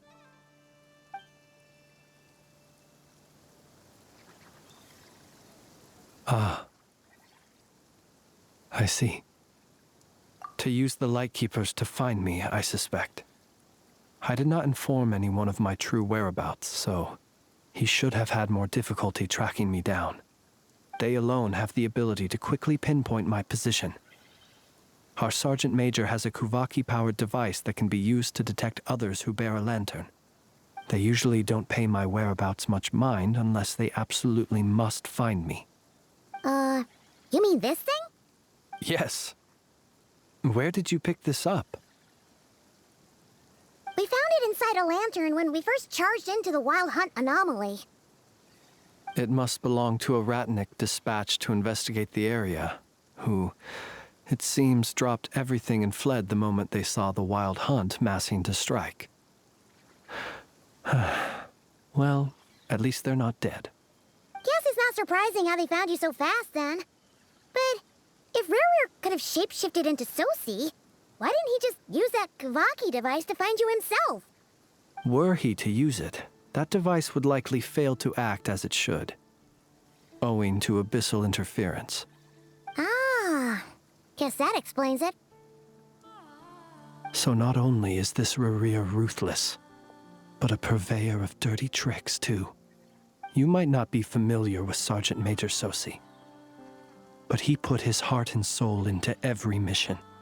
Our deployments are subject to orders from headquarters, and his orders were to be stationed long-term in Nasha Town.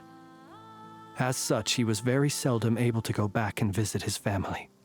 He worked so hard, seeking to produce excellent results that might convince them to transfer him out. Oh. But every year they would say, "Wait a little longer. Wait a little longer." He often wondered if it was because he was lacking somehow. In truth, everyone had nothing but the highest praise for him. But good work does not always lead to good outcomes. The higher-ups would think, he's doing great where he is. Let him stay there forever. A most convenient choice for them, at least. Whereas his subordinates would think, wouldn't it be a shame if we were to lose such a talented, easygoing boss? So he waited. And he waited. Until the world closed its eyes in the depths of the night, and a lantern was slowly lit for him alone, that no one could see.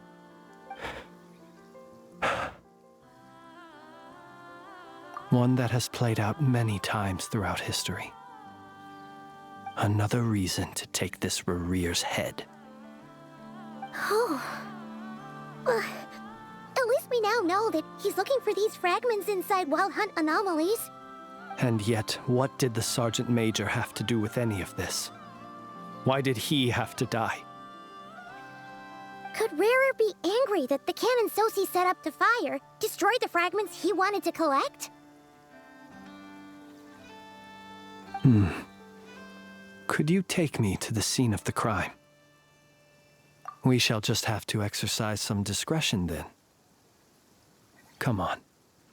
Let us be on our way.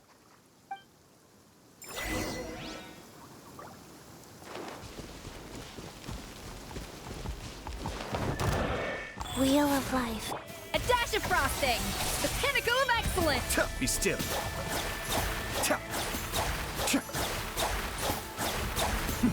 The depths beckon. Unsightly insects. The wind rises.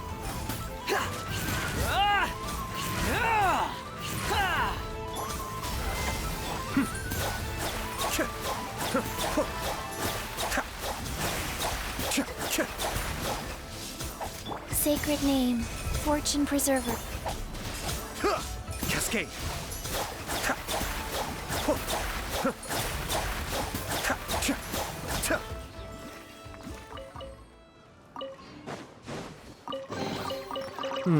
Yes.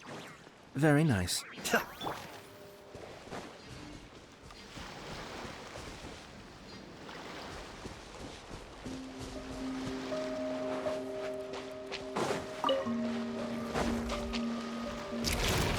A little amuse-bouche!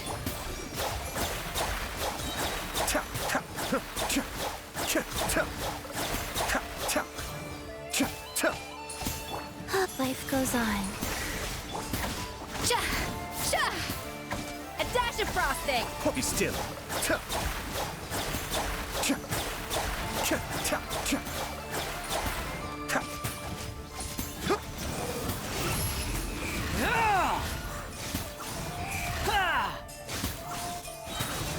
You dare to gaze upon me? A little amuse... Cascade.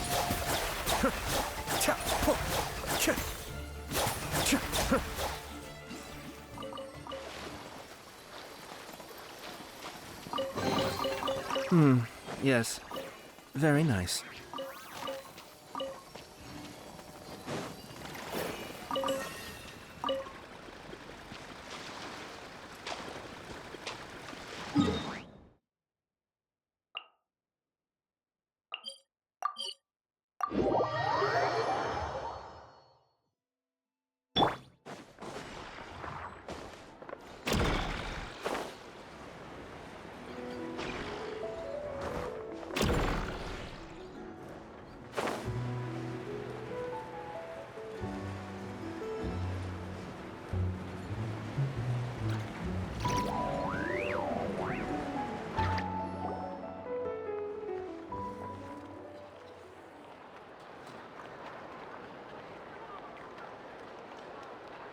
I understand the situation more or less. Much has happened, I see. Either way, I suppose we were lucky not to receive a warm welcome on the way over here. It seems my fellow Lightkeepers do not wish to make this case public just yet. Yeah. Guess Nasha Town's already been enough of a mess lately. Let's stop here. Any further and the Ratniki might detect us. Since you two can enter, I'll have to request that you kindly pick me up once you're inside. Oh? And how are we supposed to do that? You'll know when the time comes. See you later.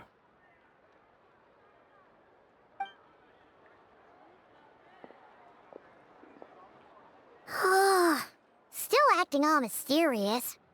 But he seemed pretty confident, so guess we've got to trust him.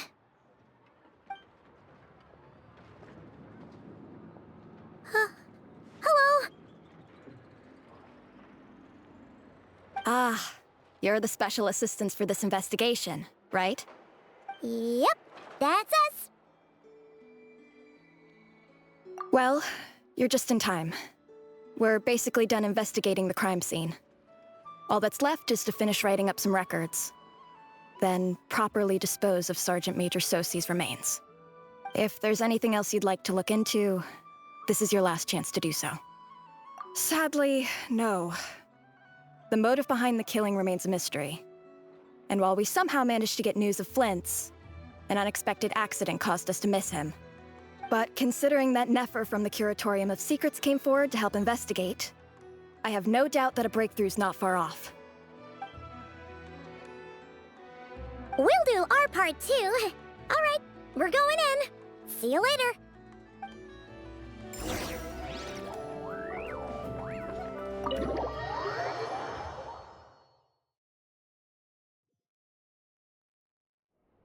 Phew, we're in. Thanks to Nefer's reputation, once again. But we still know nothing about how Flint's is gonna enter, or how we'll pick him up. Never mind how we'll leave later on.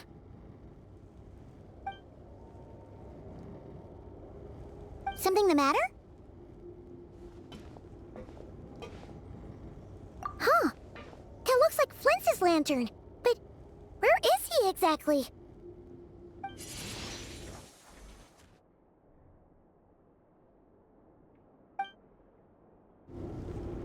Well, we've got the lantern. What now?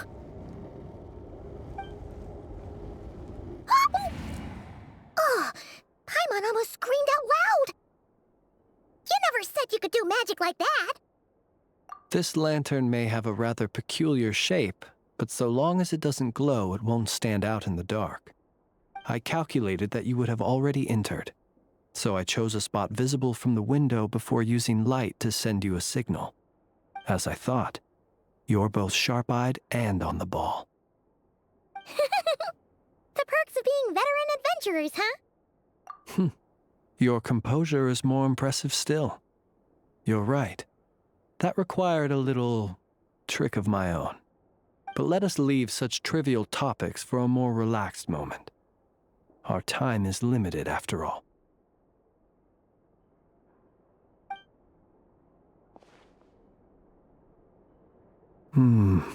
Just as I thought. Come, try sensing it yourself.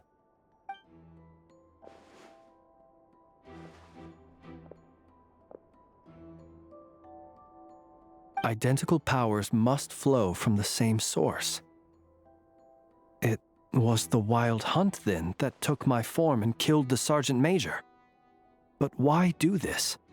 To sow chaos by depriving the Lightkeepers of one of their commanders? If the Wild Hunt's true form is powerful enough to stand against the world as you claim, I fear not even the full force of Lightkeepers could stand against him, let alone the handful of us stationed in Nasha Town. He would have no reason whatsoever to pick quarrels with individual ants. Let's look again more closely. We must leave no stone unturned. Well, that makes things simpler. In that case, allow me to disturb the fallen. May the ghost flame guide your spirit. May you rest in peace.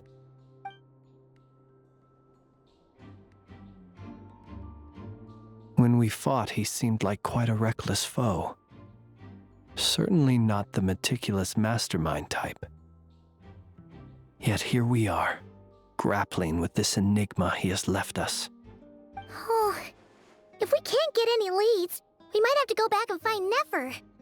Oh, the longer we're stuck here, the likelier he is to achieve his goal. Ugh, this is so frustrating!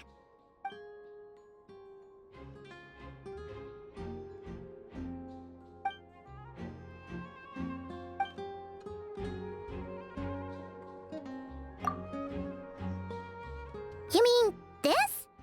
I'm not well versed in machinery, but that means his mechanical arm is malfunctioning, right? It might have been broken in combat. No, that's not right. Paimon remembers this signal. We saw it before while repairing the cannon. It doesn't mean that the components are damaged. It just means that they're due for regular maintenance, so the device has stopped operating. But the real problem is that... Yeah, he even helped us find the maintenance port. It could still be a coincidence, but considering it hasn't been long at all since we were repairing that cannon... The Sosi you met could have been Rerir in disguise. In other words, he played the Sergeant Major before disguising himself as me. That's right! If only there was some way to prove it. You mean Hintsa? We had a short chat with him once at the tavern, but it's so late. Guess it'll have to wait till tomorrow. I know where he lives. The situation is critical, so let us now take up the role of uninvited guests ourselves. Ah, yes. And one more thing. Remember to pick me up by the window.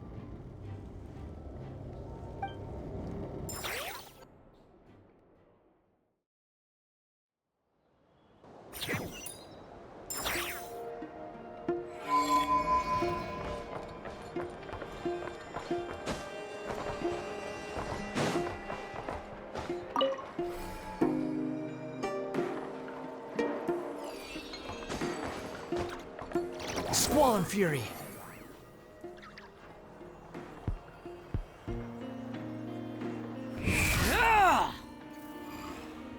Yeah!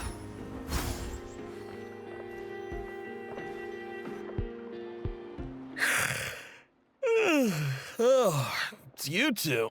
And Flint's. Given the hour, I guess it must be an emergency. It is indeed. Our sincerest apologies for interrupting your rest. We are investigating a certain matter in connection with Sergeant Major Sosi. We'd like to know if he has sent you a request for maintenance to be performed on his mechanical arm. Sosi. Oh, so the rumors I heard, are they true? You know what? Forget it. I'm sure it's complicated. No further questions from me. Just a moment. I need to check my records. Thank you for your understanding.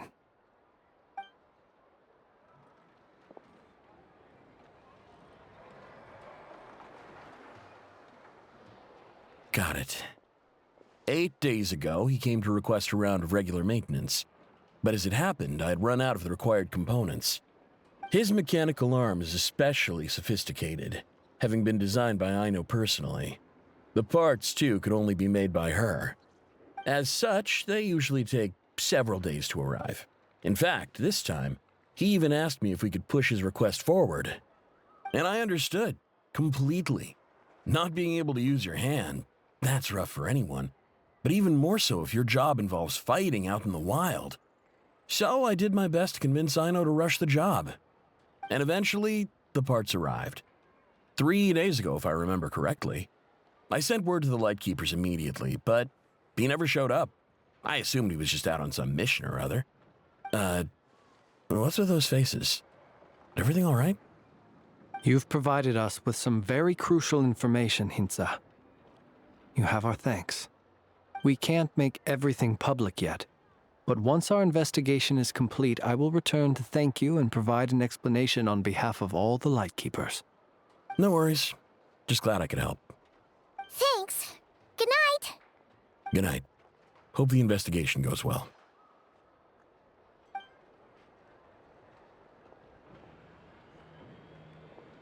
It seems that it is as we guessed. The Sergeant Major Sosi you encountered while repairing the cannon was actually Rerir in disguise. 8 days ago, he had yet to act. But at some point after that, he attacked and imprisoned the Sergeant Major. With the immense gap in strength between them, the job was finished in a single blow. And thus Rerir had no opportunity to discover the malfunctioning mechanical arm. Perhaps his mastery of shapeshifting extends only to outward form, and not therefore to complex internal mechanisms. Hence his oversight of the uniquely mechanical traits of the Sergeant Major's arm, and in turn, this flaw in his disguise. You're saying he thought no one would realize his mechanical arm is actually made of some kind of black muck on the inside, so long as it worked, right? Still seems like there's a lot of guesswork involved here, but it mostly makes sense. This also has me stumped for the moment.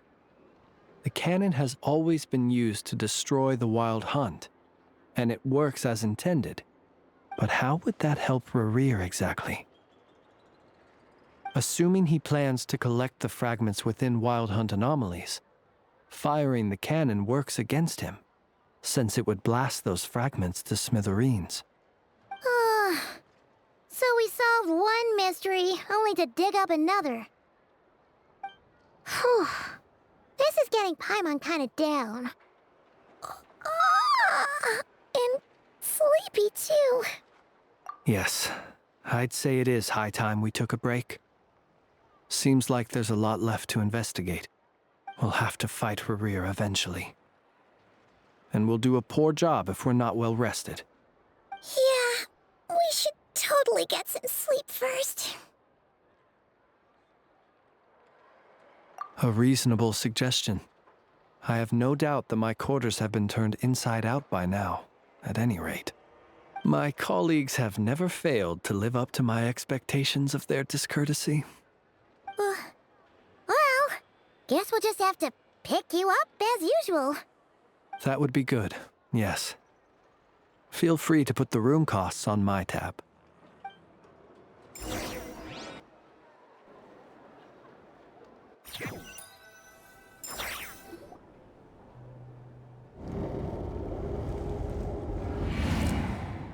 Phew, back inside. We can finally take a breather. Okay, Paimon. In and out. I suppose we could all take a moment to unwind. As I recall, our first meeting took place not far from here. Ah, the nostalgia. Had you already sensed the unique power within my lantern at that time? I see. Words truly do fail to capture your superlative insight. Fortunate then that abyssal energy was only leaking from the fragment in minuscule amounts when we first met. Or I might have been in for a real interrogation. Yeah, hard to say how that would have played out. We've had a whole bunch of unpleasant run-ins with the Abyss.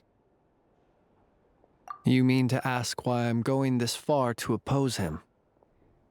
Well, as a Lightkeeper, I'd say I'm simply doing my job. Yeah! You're covered in more mysteries than Paimon could shake a skewer at. You can't just get out of explaining yourself by making lame excuses. All right. I suppose I do owe you some honesty, whether out of gratitude or the need to build trust. Your deductions have been quite correct. Should one wish to conceal oneself within a lantern, elemental power alone is not enough. You know humans well, and naturally you understand their limits. But some things that humans would consider difficult are quite normal in the eyes of non-humans. So, you mean you're one of the latter? Have you heard of how Snezhnaya was once the realm of the Fae? This race is no longer of any importance, but they still exist, as evidenced by the fact that I am standing before you.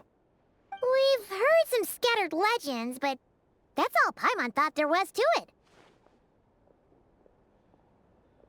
I once turned my heart toward humanity, and thus did I experience loss. I once labored and did much, and put an end to my tale with my own hands. When you realize you are floating in the middle of a vast ocean, you cannot help but feel that swimming in any direction would be equally meaningless. Would it not be better, then, to simply sink? But before I could sink to truly lightless depths, chance had it that I should be awakened by a band of Ratniki. They were facing a horde of abyssal monsters, and could not last against such a disparity in strength. Yet none fled. Those who dwell in darkness for long enough become exceedingly sensitive to all light. And the first light I saw upon awakening was that which shone from their eyes. Is that why you chose to help them? Perhaps I was moved by their valor. Perhaps I simply saw my past self in them, and was moved to action for the first time in a long, long while. But I was freshly awoken, and my powers were limited. I could not prevent casualties altogether. The survivors and I buried the fallen heroes. That was the origin of the Final Night Cemetery. Well, not exactly. I was just more familiar with them. So joining up seemed the most convenient way to experience human life. Doesn't sound too believable. Well, I believe it. Besides, I'm well past the age when one might believe in things that must be done. Nonetheless, there are still some things I will not allow to happen. The chaos that Rerir has been stirring up is one of them. Tomorrow I shall go and check our records to see if I can find any connection between the Wild Hunt, Rerir, and the Cannon. Will you need us to get you where you need to be? Oh, I'll be fine. I keep a backup copy at my residence in case of emergencies. Can you even go back there right now? Won't there be Ratniki watching it? Thanks for the reminder. I believe they'll have checked my place, but they won't have stayed. All things are ranked according to their priority, and we lack the manpower for such an open-ended stakeout. And even if someone is waiting, I have ways around that. I am the master of my own house, after all. All right, then. We'll trust you. We sure ended up chatting for a while, huh? I'm super tired now. But, you know, feels like we can breathe easier, now that we know you better. I didn't take you for the cautious sort. Anyway, I hope you'll help me keep this a secret. I'd prefer others not to know about my past unless strictly necessary. Nor do I want to attract more trouble on account of being a fae. Paimon's lips are sealed too. All right. Thanks again for your help. Good night, you two. Finally, we can rest. Let's go get some sleep. There's tons to do tomorrow.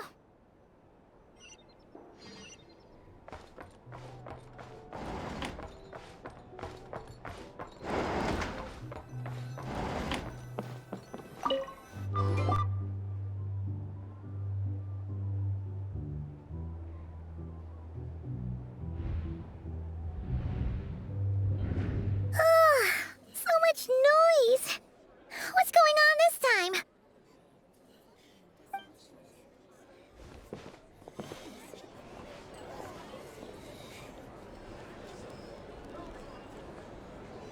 Hey! Where's Flint's? Is he here, or isn't he? We would be most obliged if you would pipe down a little, dear guest.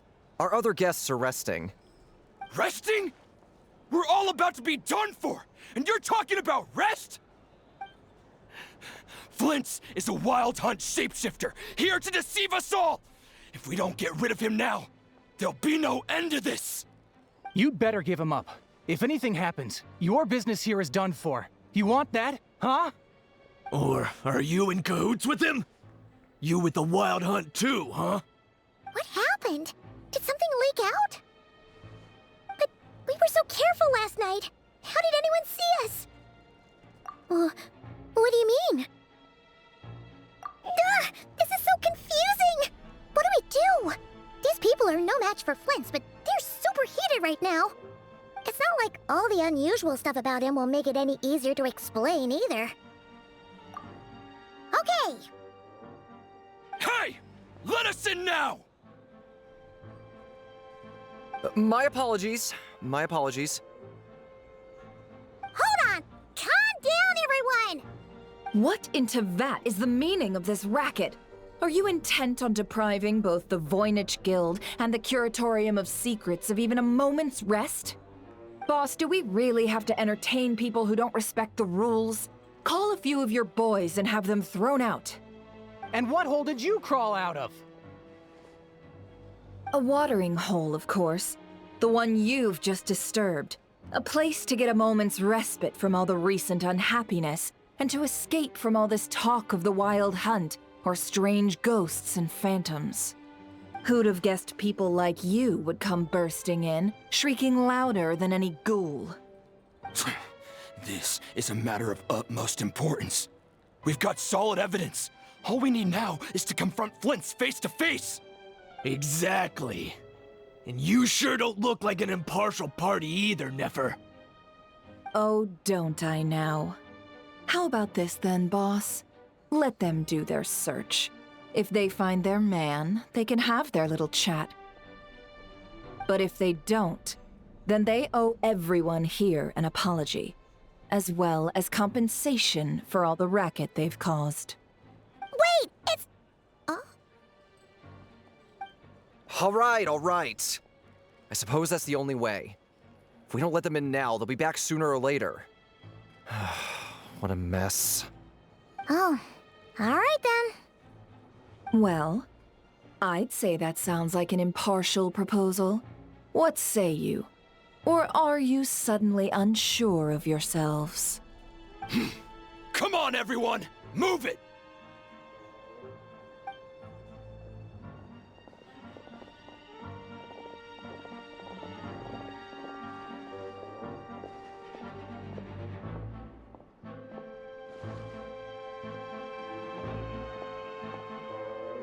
No sign of Flint. But how can that be? Hasn't he always stayed here? Done searching, are we? Guess it's time to uphold your end of the bargain, huh?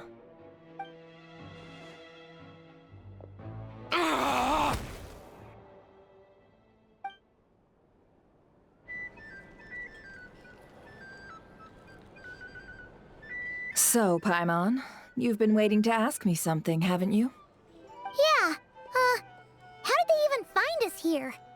My inside man with the Lightkeepers informed me that you paid the crime scene a late-night visit. I surmise that you must have rendezvoused with Flint's and obtained some new information. Then, early this morning, a group of people gathered at the town gates, news spreading amongst them that the wild hunt could disguise itself by taking on familiar faces. Everyone started throwing out the names of possible suspects. No one, seemingly, was exempt. And amidst it all, Flint's name started gaining more and more traction. I'm sure his solitary lifestyle may have played a part, but I wouldn't discount Rerir throwing fuel on the fire in secret.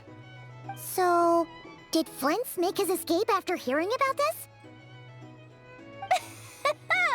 And that's where I, Yehoda, the quick-witted, fleet-footed backbone of the Curatorium, got my chance to shine. While everyone was super focused on the argument in the main hall, I alone noticed an opening. I got her to climb up to a window to help Flint's out, only for her to return with nothing but a lantern. Aw, come on, boss. I was just getting started. We initially intended to bring Flint's back to the curatorium and wait those people out, but I never expected this to be all that was left. I imagine, though, that he wouldn't have left something that was so seemingly important to him behind. Might he intend to come back and get it later? Maybe. I'm not sure. Well, he's out of harm's way now, so that's not super important, right? Oh? What Paimon means to say is, we got lots of new intel to share. All right then. Yehoda, contact the others. We're going to need all hands on deck. Let's have this discussion over at my place.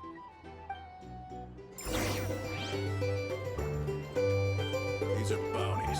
If you want to negotiate prices, here's the thing. find a flea You market. can't live life without a little spice. Drink recommendations?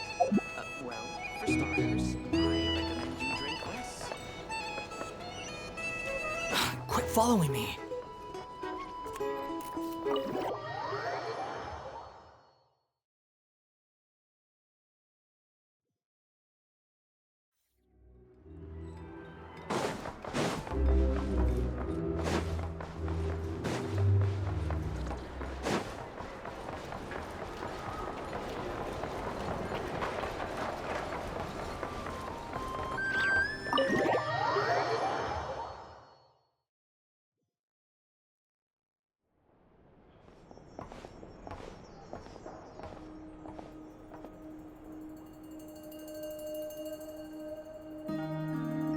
I see. So Flint's has a fragment taken from within a wild hunt anomaly. Is he gonna be okay now that he's on his own again? Earlier, he said that the fragment had gone still, so it's probably of no use to Rare now. In that case, Rare shouldn't have any reason to keep pursuing him, right? So was all that ruckus back at the flagship just an act of spite? Or what? If I were him, I would have simply turned my attention to collecting other fragments. A reasonable course of action. Remember what we heard back at the tavern? The actual number of wild hunt anomalies destroyed has been greater than Lightkeeper records would indicate. Some of these must have been Rare's doing. He must have been seeking more fragments. This much is pretty easy to understand, but why would he pretend to be Soci and put so much effort into getting the cannon up and running again? Maybe 'cause that'd be more efficient than having to clear anomalies himself? Yeah, I'm confident that the ammo we're packing has the oomph to do that. But I am a mechanic after all. For me, test data and their conclusions speak loudest. Ooh, why don't we find a few of those fragments ourselves and use Kuvaki to carry out a little experiment? Our lab could certainly accommodate such a test. In other words, we gotta destroy a couple of anomalies and collect fragments from them, right? Lightkeeper operations have just about ceased following the Sergeant Major's passing. Meanwhile, the Wild Hunt continues to grow in scale by the day. I fear only we can keep the situation under control now. Then we best act fast. Paimon's got a bad feeling about this. A feeling we all share, I'm afraid.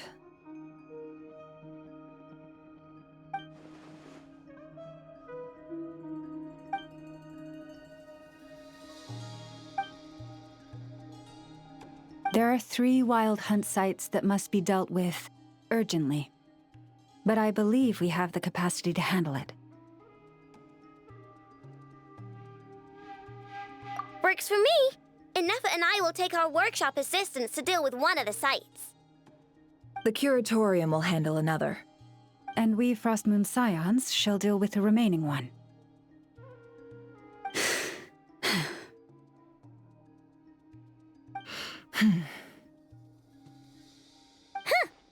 Paimon didn't think she'd ever get to see everyone here carrying out a plan together like this. never mind you. This is a first for me, too. Let's head out then. We'll meet back up at my lab with the fragments. Understood. Time is of the essence now.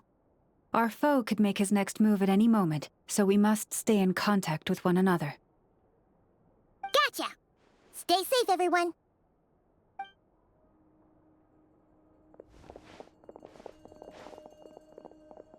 Huh.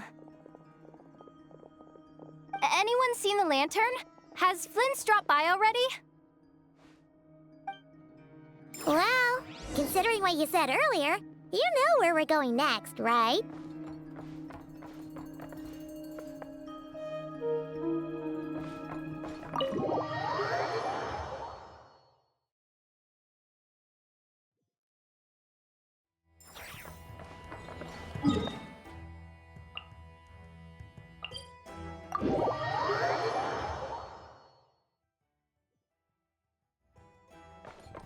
The wind rises upon the gale.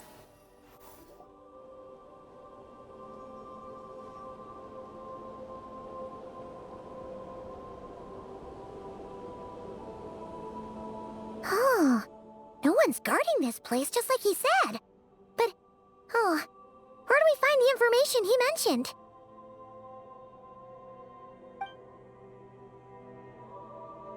This way. Let's move. We're running out of time.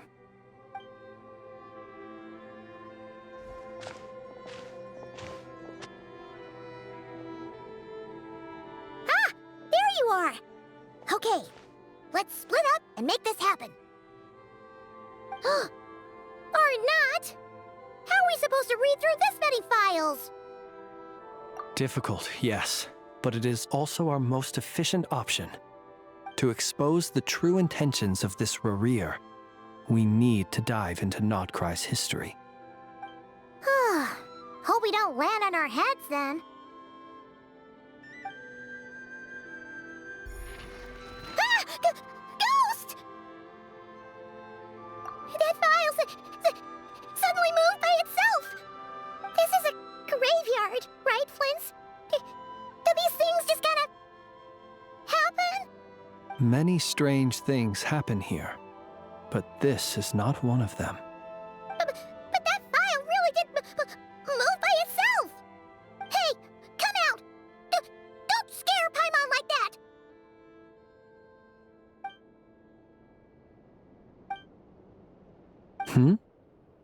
Wild Hunt Phenomena Log?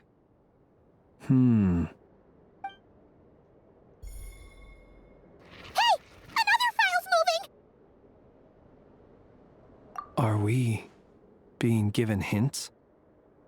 I feel no hostility. On the contrary, it seems we're being aided somehow. Really? Hey, seriously, another one? Okay then. Paimon will read this one.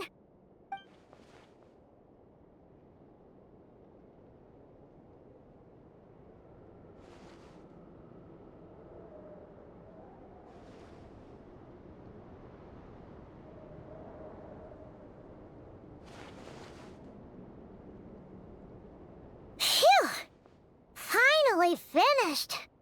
Oh, Paimon sure could use a long break from long words now. Hope she can remember it all. The material I've read through has all been about past Wild Hunt incidents of enormous scale. What about you? Paimon as well. Guess that makes 3 of us. Whatever this is, it seems to want us to notice something. Let's bring our files together and give them another look through. All right. Paimon will go fetch hers. All these incidents look pretty different. Wait. I've noticed something. Before the occurrence of these huge Wild Hunt events, a smaller scale one would erupt in the exact same location. And look. All these smaller scale Wild Hunt site reports share a common outcome. They'd be detected, but would go inactive before any forces could be sent to deal with them. They could then be sealed directly using a tide seal stone. Huh? But why? Some of these records are too old. I doubt he had regained the ability to act freely yet, or we would have met long ago. Ah! And here's another similarity. Kuvaki and nearby soil completely drained. Could this be important somehow? Kuvaki and the Wild Hunt are mutually opposed forces.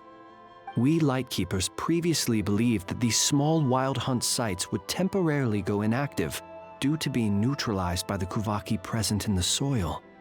But now that we've synthesized all this data, there is a key issue this hypothesis cannot explain. Indeed, despite the name, I would not call a Tideseal Stone's sealing powers watertight exactly. But for it to fail and the situation to deteriorate in such short order... Paimon feels like she's almost got it.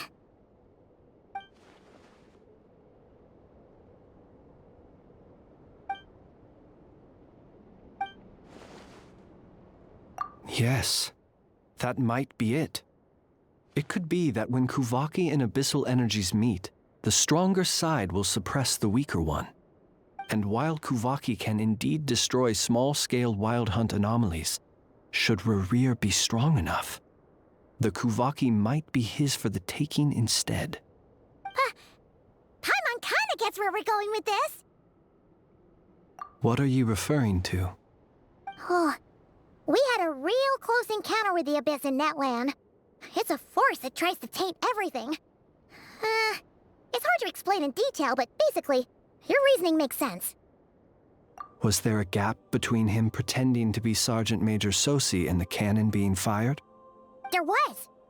Aino needed to make some adjustments after we finished those repairs. Rerir, disguised as Sosi, left at that point, leaving him more than enough time to shapeshift into you, return to the Lightkeeper's office and set up the crime scene, before heading over to the cannon's target area and absorbing the Kuvaki. It all makes sense. And all that just for the fragment I had with me. It begs the question, what makes it so special that he needs it so badly?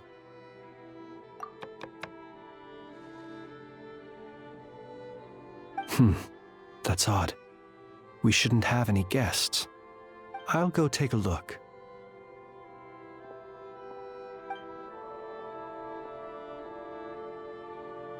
Ah, it's an ibis. It's carrying a letter! Oh, Lauma must have sent it. She can speak to little animals. Let's see here. Situation urgent. The cannon began operating shortly after we left Nasha Town and is preparing to fire. It is locked on to Star Sand Shoal. Please return to Nasha Town and assist with all haste. Lauma. That's gotta be Rerir's doing. But why is he using the cannon again? Didn't he already fire it once before? No time for speculation. He's already made his preparations. If you recall, his body was incomplete when we last met. If this bombardment continues to increase his strength, he might regain his complete form. What should we do? There's no way we're getting back to Nasha Town in time. Let's go to the cannon's target site. That's where we should find Rerir, and that's where we'll stop him. One moment. Just let me get this news to Lauma. Nasha Town is in their hands now.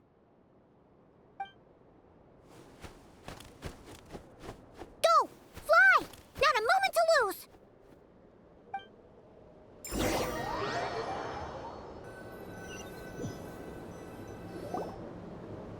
You're here, as expected.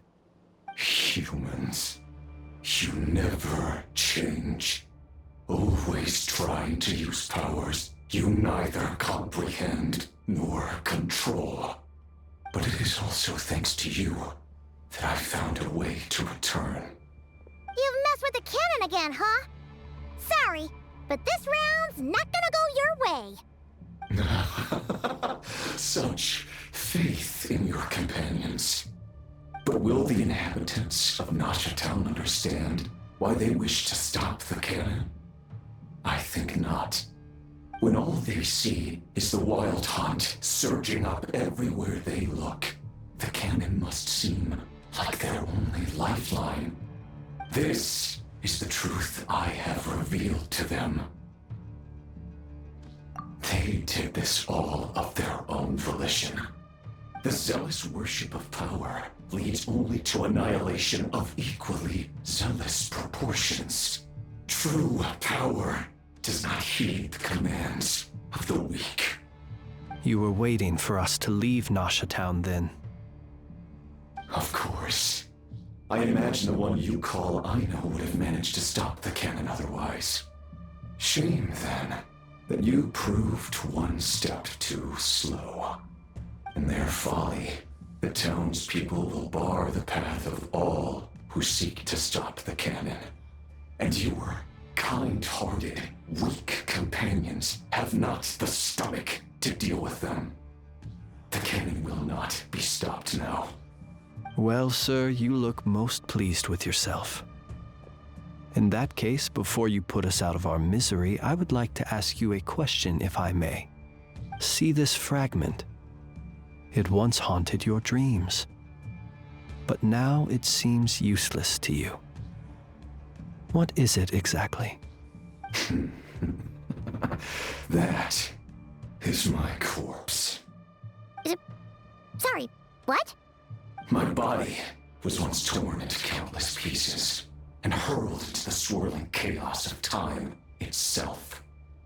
But even so, my life and will were not extinguished. Every last fragment calls to me. Sooner or later, they shall welcome my return. What are you even saying? Huh. So the terror of the wild hunt was in fact caused by scattered pieces of your corpse. I guess they don't call you one of the 5 sinners for nothing.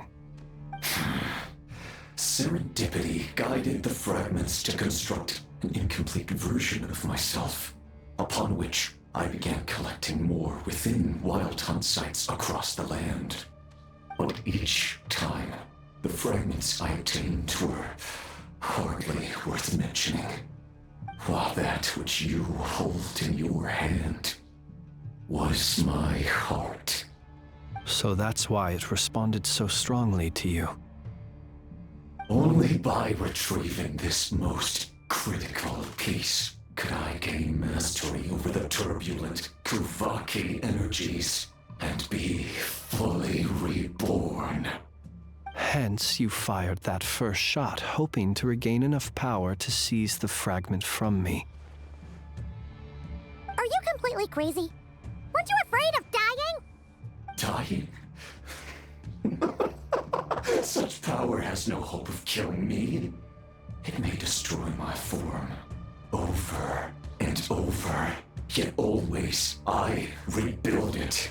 It may smash my flesh and crush my bones thousands of times and more, but that is of no consequence to me.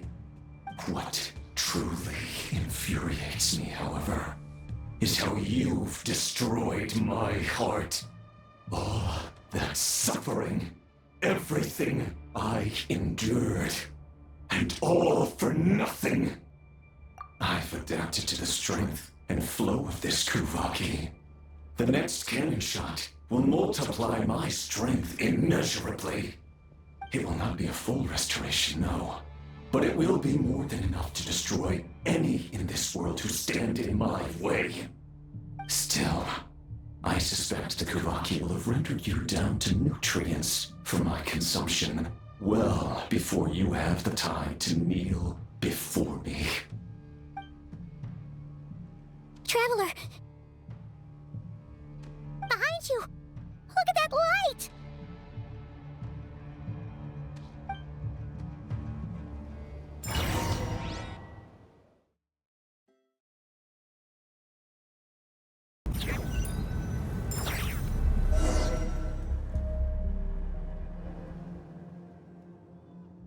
Dang it!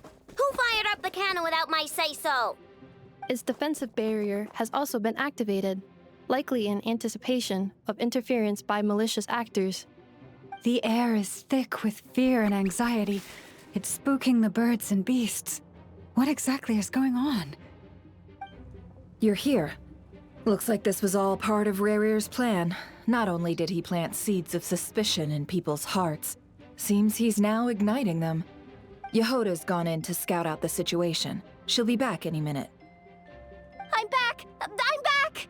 Oh, it's bad out there. Rumors flying everywhere you turn. Something about the Wild Hunt preparing to spawn a wave of monsters, the likes of which we've never seen before. But that's not even the worst of it. Lots of folks don't even believe the cannon can prevent this crisis, so they're getting ready to make a run for it. Others are trying to make a quick buck out of this whole mess. How could they still be thinking about Mora when such a catastrophe is imminent? Unprecedented danger brings unprecedented opportunities in its wake. A chaotic situation can bury much wrongdoing. Even those who flee without reserve put themselves at the mercy of the divine. Is it any wonder, then, that some will aim to profit? After all, a gamble that might rewrite one's entire life is hard to come by. Even so. Well, seeing as you disapprove of their actions so strongly, Lady Moonchanter, I suggest that you be the one to handle them. Not like that's the only major problem on our plate right now. Affirmative. We must quell the chaos in Nasha Town as soon as possible. Also, the unexpected activation of the cannon entails a high risk of incorrect operation. This must be stopped in a timely manner. Well, about that, people have been talking about how someone might come to stop the cannon. They've decided they won't let anyone in. What? I made that thing! They can't just take it from me! Let me over there! What are they gonna do? Stop me? They might, if Rarir has already formulated some countermeasure. For example, he might have spread a rumor that the Wild Hunt would take your form.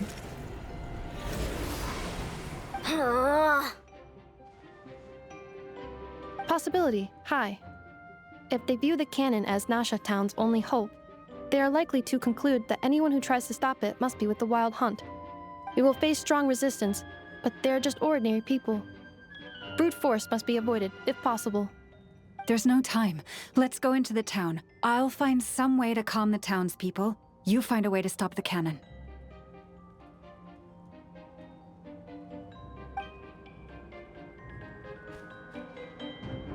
Oh, you're back. And you have a letter? The Traveler won't make it back in time. So they're heading straight over to Star Sand Shoal instead. Wait, what? Isn't that the cannon's target? Why would she go there? Assessing risk level. Maximum. So if we can't prevent the cannon from being fired... Then she's prepared for the worst.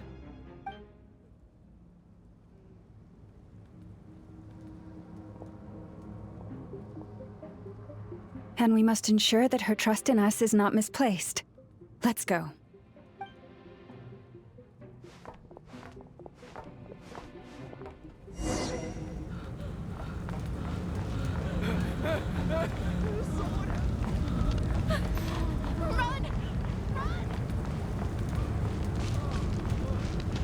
What are you waiting for? Move it! This place is burning too!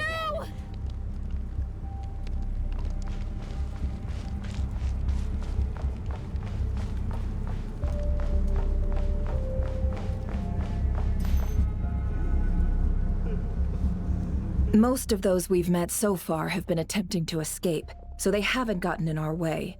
But it won't be so easy from here on out. Looks like they formed groups to protect the cannon.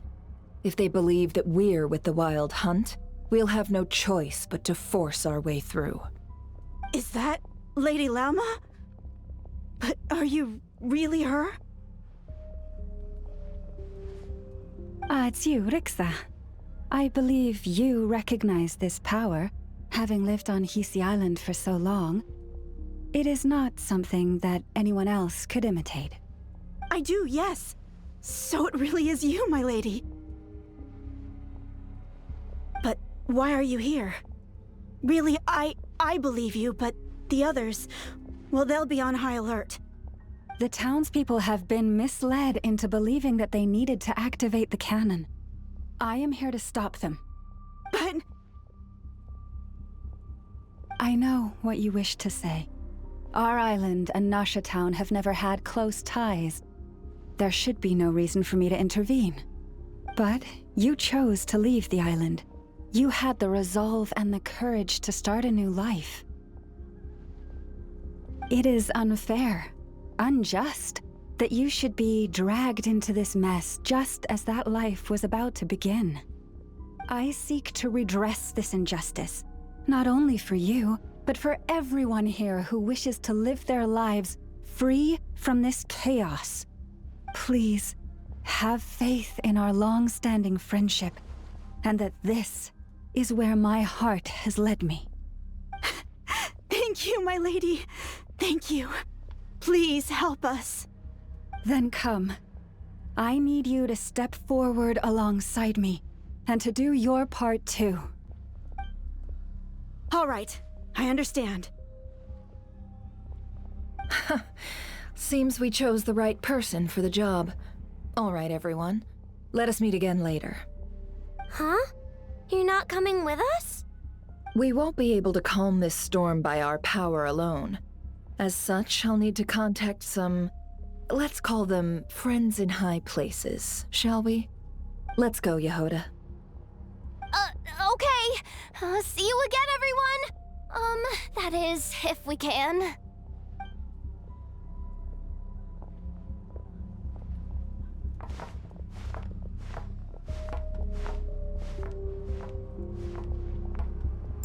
Remember these words.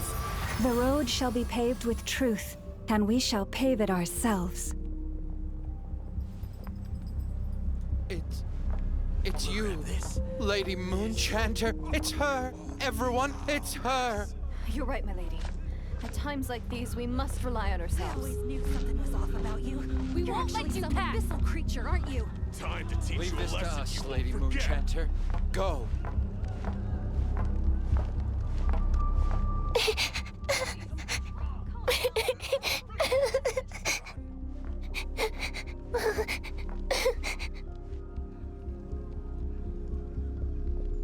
Lady Moonchanter, there's a child here! It's all right now. Go, quickly.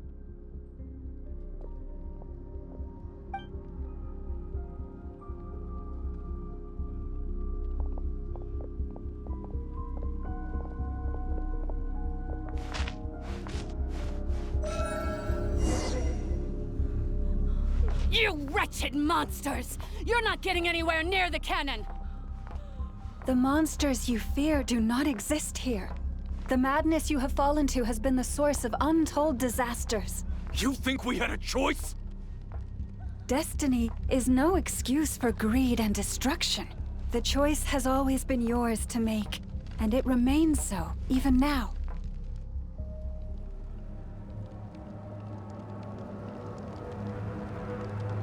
Thank you for bringing us here.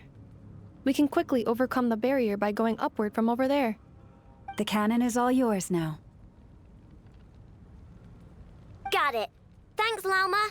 Inefa, give her a crankake. Orders received and immediately deferred.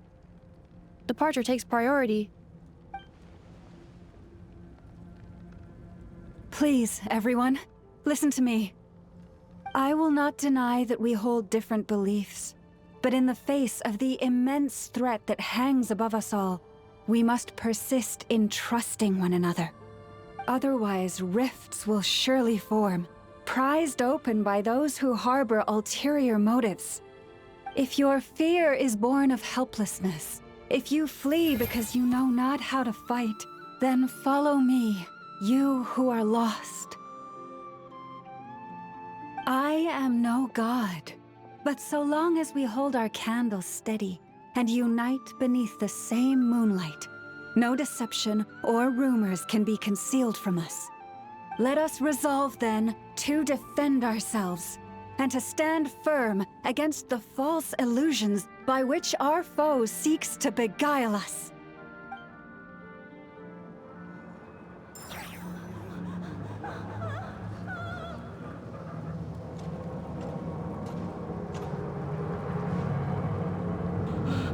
Anuffa. This way up. This is making me dizzier than I expected. Adjusting route. Make ready.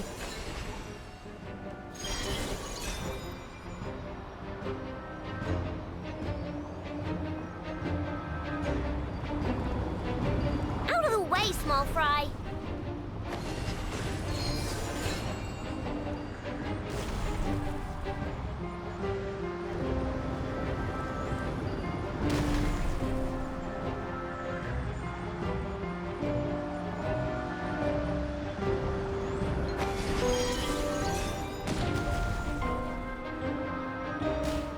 What happened to the path? Track missing. Fall imminent. Come on, come on, come on! Get out of there! Whoa, nice! Preparing barrier breakthrough. Brace for impact.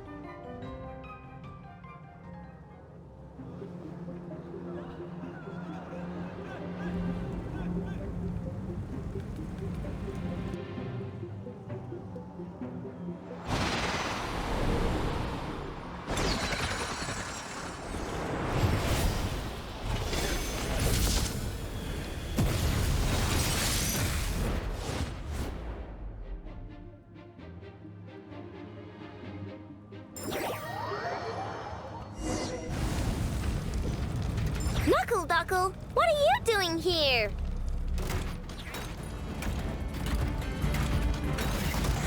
Ratchet! Cleanup sequence initiated. Preparing for dust up. Go,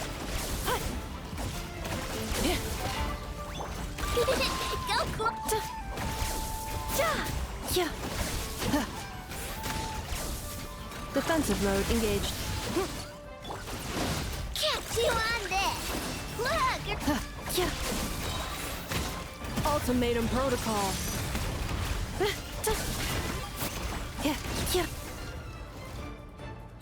This isn't good enough, we gotta hurry! Scanning. Kuvaki ammunition fully loaded. Preheating complete. The cannon is going through its final pre-fire checks. Aw, alright, let's hit the emergency brake. Assessment. Not enough time. Emergency brake will cause internal explosion of stored Kuvaki. Damage assessment. Incalculable. Nasha Town likely to be blasted skyward. No, I mean a manual brake, the primitive kind. A manual brake. Understood. Roger that.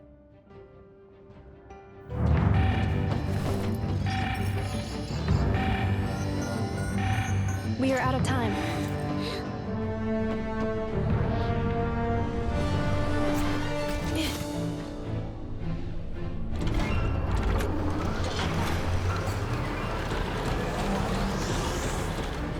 All your efforts have been futile. It is too late now. Perhaps you're right. Why aren't you running?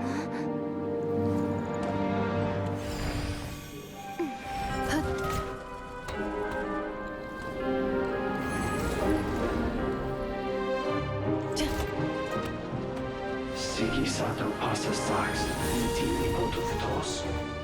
In necritus necrus baptisi, cenis omnes tu zonos pentusi.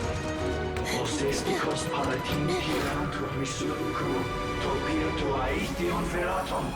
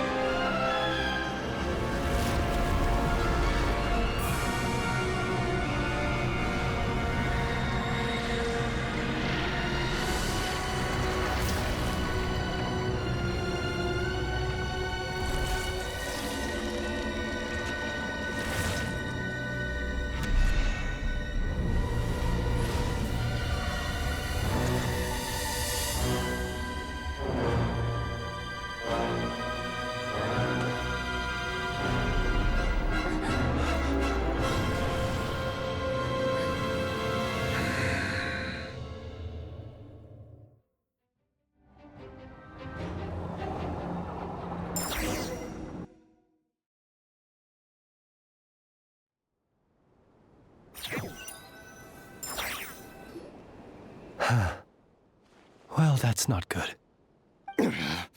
Sluggish, torpid. This body is a disappointment. I can barely muster 10% of my original strength.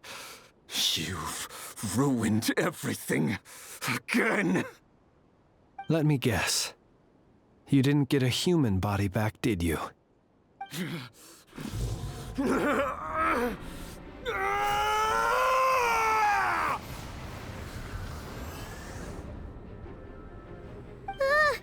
What's with him?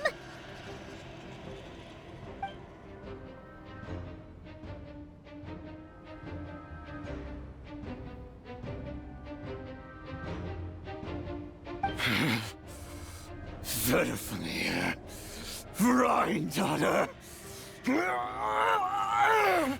Flinders. Watch out! Whatever rationality he still had when he was searching for his body is gone. All that's left is the calamity you see before you. A monster fueled by nothing but his own obsession. Matters not.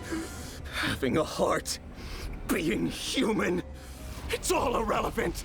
Completely and utterly insignificant. You matter not. Nor does anything in this world. None of it matters to me!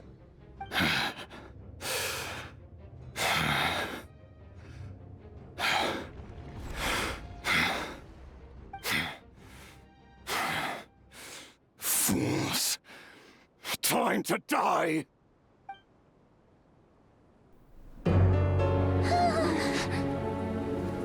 You too have the potential to be driven mad by knowledge.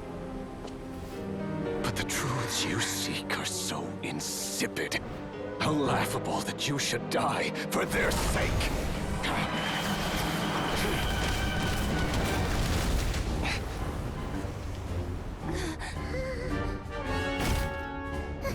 You're wrong. The unknown is but a fog to be dispersed. Knowledge is the true pillar of the world.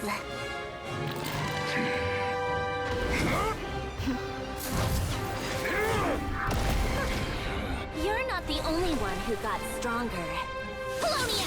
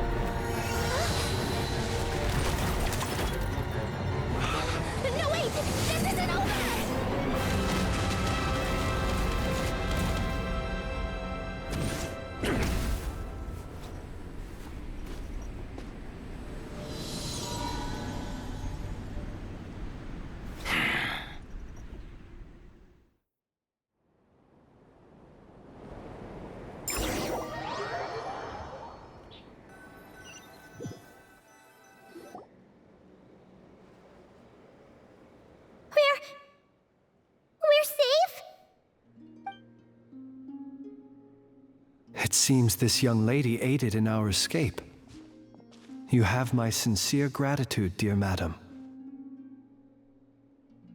The flowers here bloom in such peaceful silence. I imagine you would not have invited anyone here were it not an emergency. Oh? I take it that means you've been here before then. In that case, I count myself fortunate to be your associate. Columbina! What did you do that for? I studied his abilities inside out, equipped Polonia with comprehensive countermeasures. We were going to settle the score! But he still broke through, did he not? What? You expect a battle to be completely one-sided? I just didn't expect him to have no sense of honor whatsoever. Polonia would have been fine in a head-on clash, but battles just get chaotic. Oh, so you actually thought you could win. Have you been taking care of yourself lately? Your calculations seem to have deviated quite seriously. Perhaps you could try sleeping and rising earlier. Or you could adopt my previous recommendation and... Hey, listen here, Columbina. I tolerated your nonsense previously because we were colleagues. There's a Fatui warrant out on your head, and don't you forget that. Don't make me fight you right here and now. Oh, I was just a little concerned about you, that's all. Just like that time when you weren't making any progress with your research. So you went and cooped yourself up all alone. That was none of your business! And don't you ever drag me out to one of your freaky hovels again! Come on, Polonia! We're leaving!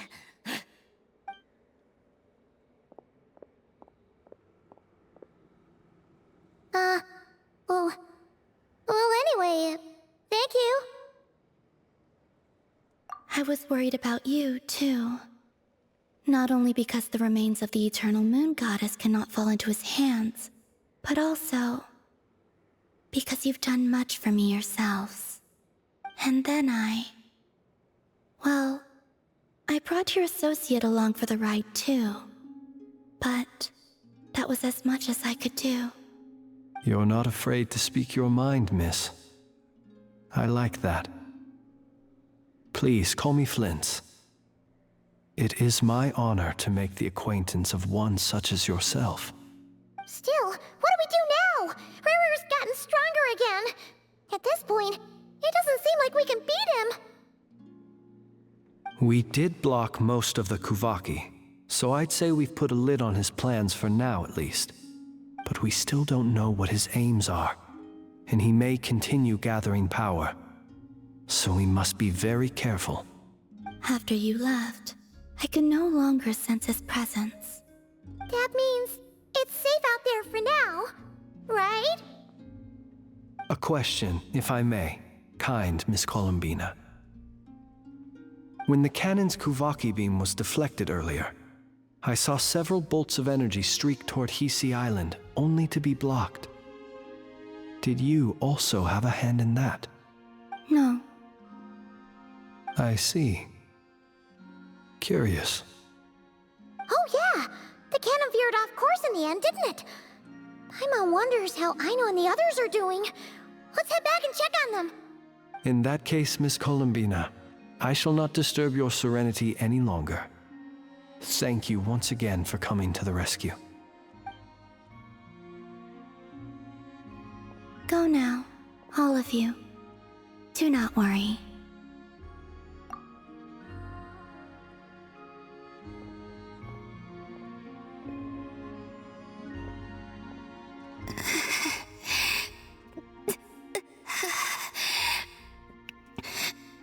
My strength still isn't returning.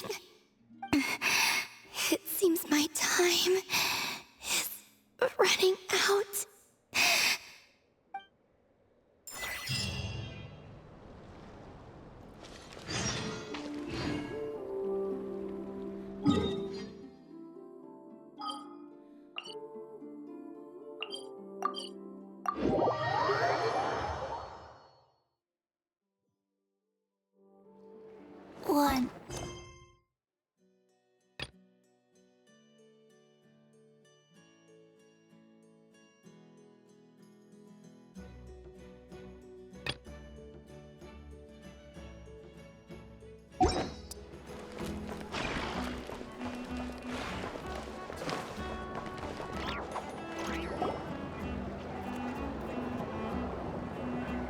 Fortunately, we were able to minimize the harm.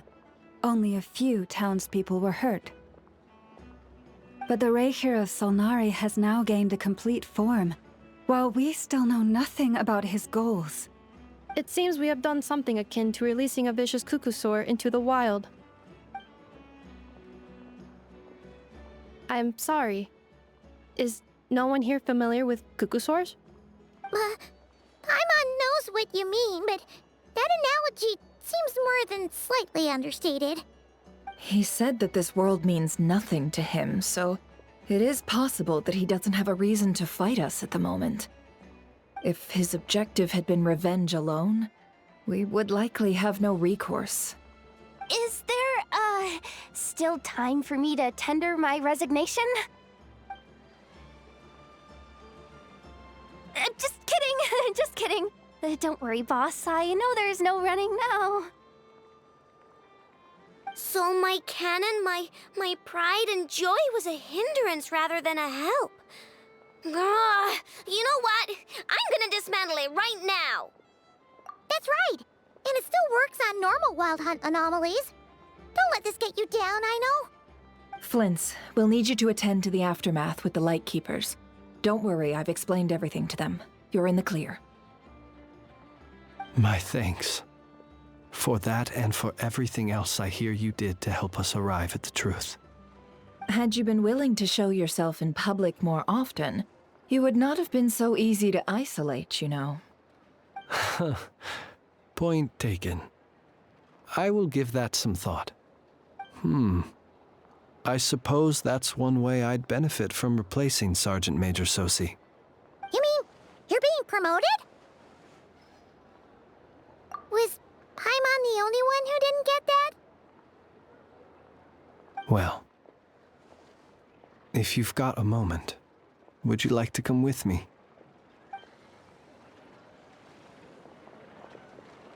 There's a certain gentleman I'd like to send off on his final journey.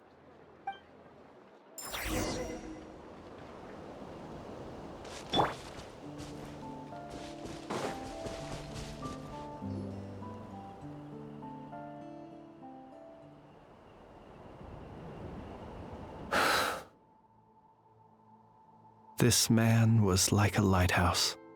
Here he lived as if it were a mere matter of course, and brought light and grace to those around him. But people, once used to illumination, are apt to ignore the lantern's presence. Slowly, gradually, he came to think as such himself. I have achieved too little. I must do better. There is more work to be done. Perhaps his end was tragic. But I remain proud of the way in which he illuminated the path for others. Every shadow born of the light shall remember it. Oh, poor guy. I've heard that one too. Is that so? Well, you're right. It may seem that our efforts were in vain, that Rerir achieved his goals, but we will pursue him to the last, even if the outcome is not what we wish for. It is not dissimilar to the role of a graveyard keeper. We do not seek to bring the dead back to life, only to grant them peace. Oh, what are you two talking about? Care to explain? Okay. Either way, the Lantern Fae is not playing the leading role in these final rites. Lightbearer, with your blood you have paved the road to glory and justice. Even as we hurry on, bruised and battered though we may be, stay a while and look back upon the world and all its love and hatred, until it closes its eyes in the depths of night, and a lantern lit for you alone flickers softly into life. Thank you for everything, Sergeant Major Sosi.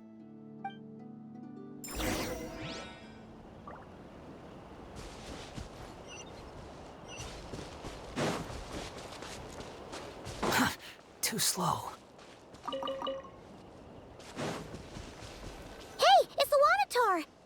go after her? Or do you have someone else you'd like to meet?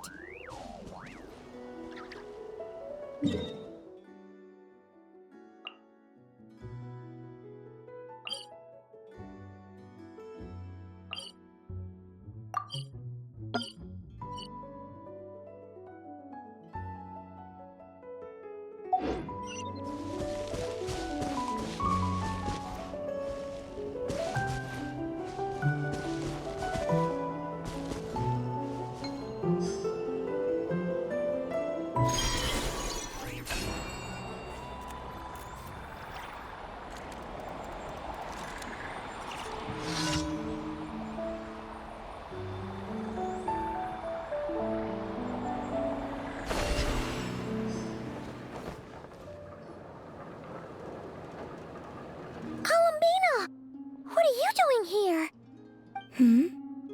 Was it not you who recommended such walkabouts to me? Yeah, but aren't you afraid the Fatui will see you? Sandrone seems uninterested in my capture, and the others are unlikely to risk making contact at all. They have more troublesome affairs to deal with. Well, it's good to come out for a walk either way. So, how do you feel?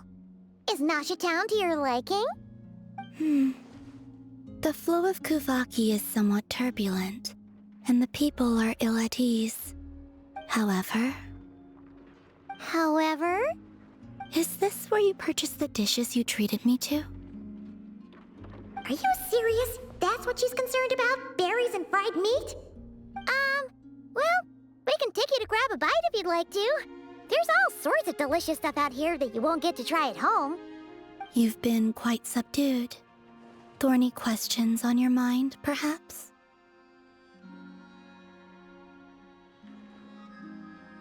I could look into the Eternal Moon's marrow for you if you wish it so. But after our previous attempt, I suspect your spaceship has been intentionally hidden away. Perhaps someone has certain truths they wish to hide from you, or from others. And I doubt there are many who could accomplish such a feat. I could not gain any insight into his schemes, I fear. Now that he has donned a shape and form, selling his power short would prove a fatal error. But that power of his plays host to an obsession that borders on mania. I cannot say if that fixation is directed at the moons or at something else. Perhaps understanding the subject of his fixation shall prove key to repelling him in the future. Well, Sandrone's daily routine is highly irregular, while the doctor often orders people around. As for Arlecchino... Was that not what you were curious about? Well then, have you been to that experimental design bureau of theirs? That weapon will play a key role in the Tsaritsa's plan. That's what I've heard, anyway. And what plan is that precisely? Well, I cannot say I care. I still wish to return to the moon that belongs to me. That is where the answers lie buried. That is my true home.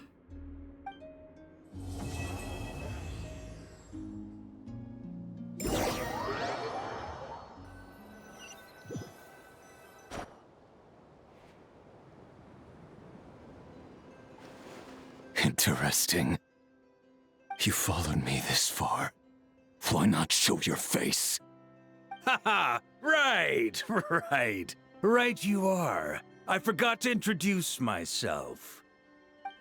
The name's Varka, Knight of Boreas, and Grand Master of the Knights of Favonius.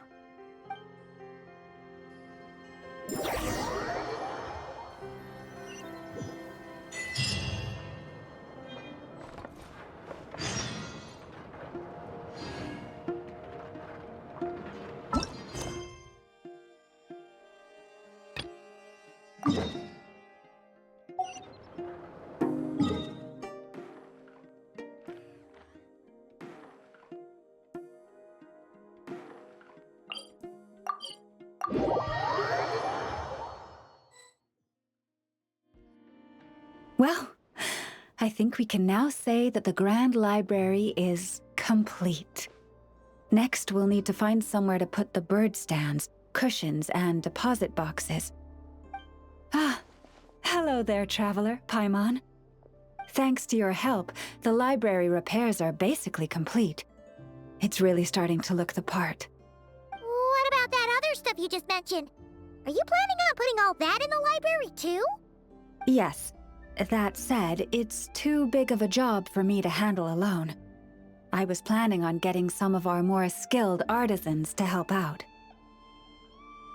The Grand Library is open to humans and animals alike.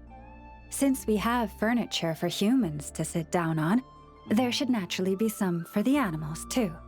Huh. Yeah, that does kind of make sense. Those are the ones I used to use when the little animals came to talk to me about their struggles. I'd originally planned to make some new ones, but some of the animals are nostalgic for the older items, so we brought them along too. Wait, animals tell you their struggles? Like a therapy session? Kinda sounds like a nice bathhouse for animals. This is one of my duties as Moonchanter. I would not call it hard work. And it's true. All living things have a need to feel heard. I have always encouraged everyone to come to me without reservation, whatever troubles they may be facing. Hiding your thoughts deep in your heart will not solve anything. In fact, it often makes the problem worse. Oh, well, I've never looked at the numbers, but my sense is that the animals consult me more often. After all, my daily routine is more or less the same as that of my people, and they don't usually come during work hours. It's only when I have free time that I get the occasional human visitor. Animals, on the other hand, lead very different routines from us. Sheik badgers tend to visit in the early morning hours, while ibises often drop by after sunrise. Finches come in flocks during the afternoon, chirping and chattering away. The rhyme-horned deer visit at dusk, mostly alone, though sometimes with one or two friends. And once night has fallen, I get the odd weasel thief burrowing into my home. Oh, but that leaves you with no time to yourself at all. It truly is. There was one time when a weasel thief stole some pine cones that a group of finches was hoarding. It must have been around 20 finches that flew to my bedside in the dead of night to protest the transgression. I had to ask a sniffer mole who I'd just been chatting with to invite the weasel thief over. It took a lot of work to convince it to reveal where the pine cones were. By the time all parties were satisfied and ready to leave, the sun was up. I slept in till past noon that day. Huh. My mom would have given up and gone back to sleep long before you did. And probably pulled a blanket over her head first to block out the noise. Since they'd taken the trouble to come to me, I felt I had a duty to help them. And the results made it all worthwhile. After getting everything off their chests, the finches went back to happily hopping around, and the weasel thief went off in search of new, exciting treasure. But humans are less forthcoming than animals. Too often, they hide their true feelings in the deepest corners of their hearts. Even those who come to me for guidance, I feel as if they tell me only part of the story, leaving out what truly burdens their soul. Perhaps they are unwilling to say it out loud, to face the real issues head on. Human society often encourages people to hide their true selves. It is not dissimilar to the way that some butterflies hide away in a withered leaf and camouflage their wings to match their environment. Social interactions between humans can be complex and difficult. Everyone has their way of coping, and I don't judge them for it. Nonetheless, suppressing one's true feelings can easily lead to melancholy and depression.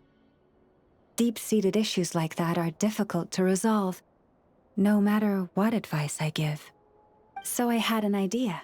I thought, what if I could find a way to bring complicated human minds and straightforward animal ones together? Maybe by spending some time around each other, both could experience a new perspective.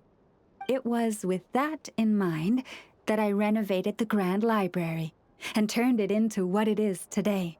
Spacious and well-ventilated, and open to humans and animals to come and go as they please. Except maybe on rainy days, when they're looking for shelter. But the rest of the time, people can visit whenever they want, to spend time with the animals, browse books, rest, and enjoy the sun. And perhaps the company of our dear animal friends, who will not be driven away by anything they say, might encourage people to open their hearts and share the truth of what lies within. Wow, you really put a lot of thought into this library renovation. Oh, it sounds great to Paimon. Hugging fluffy animals, lounging in a chair all day without a care in the world. Just thinking about it makes Paimon feel all warm and fuzzy. Of course. Your assistance with the renovation works was invaluable. It should go without saying that the Library of the Frostmoon Scions shall always be open to you.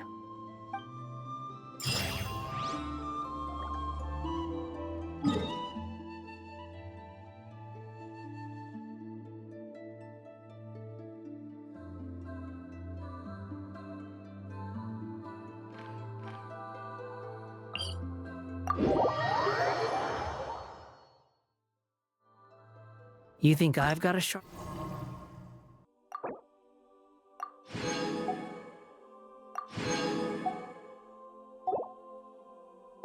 tongue? I just tell it like it is. If someone can't handle it, maybe that's their problem.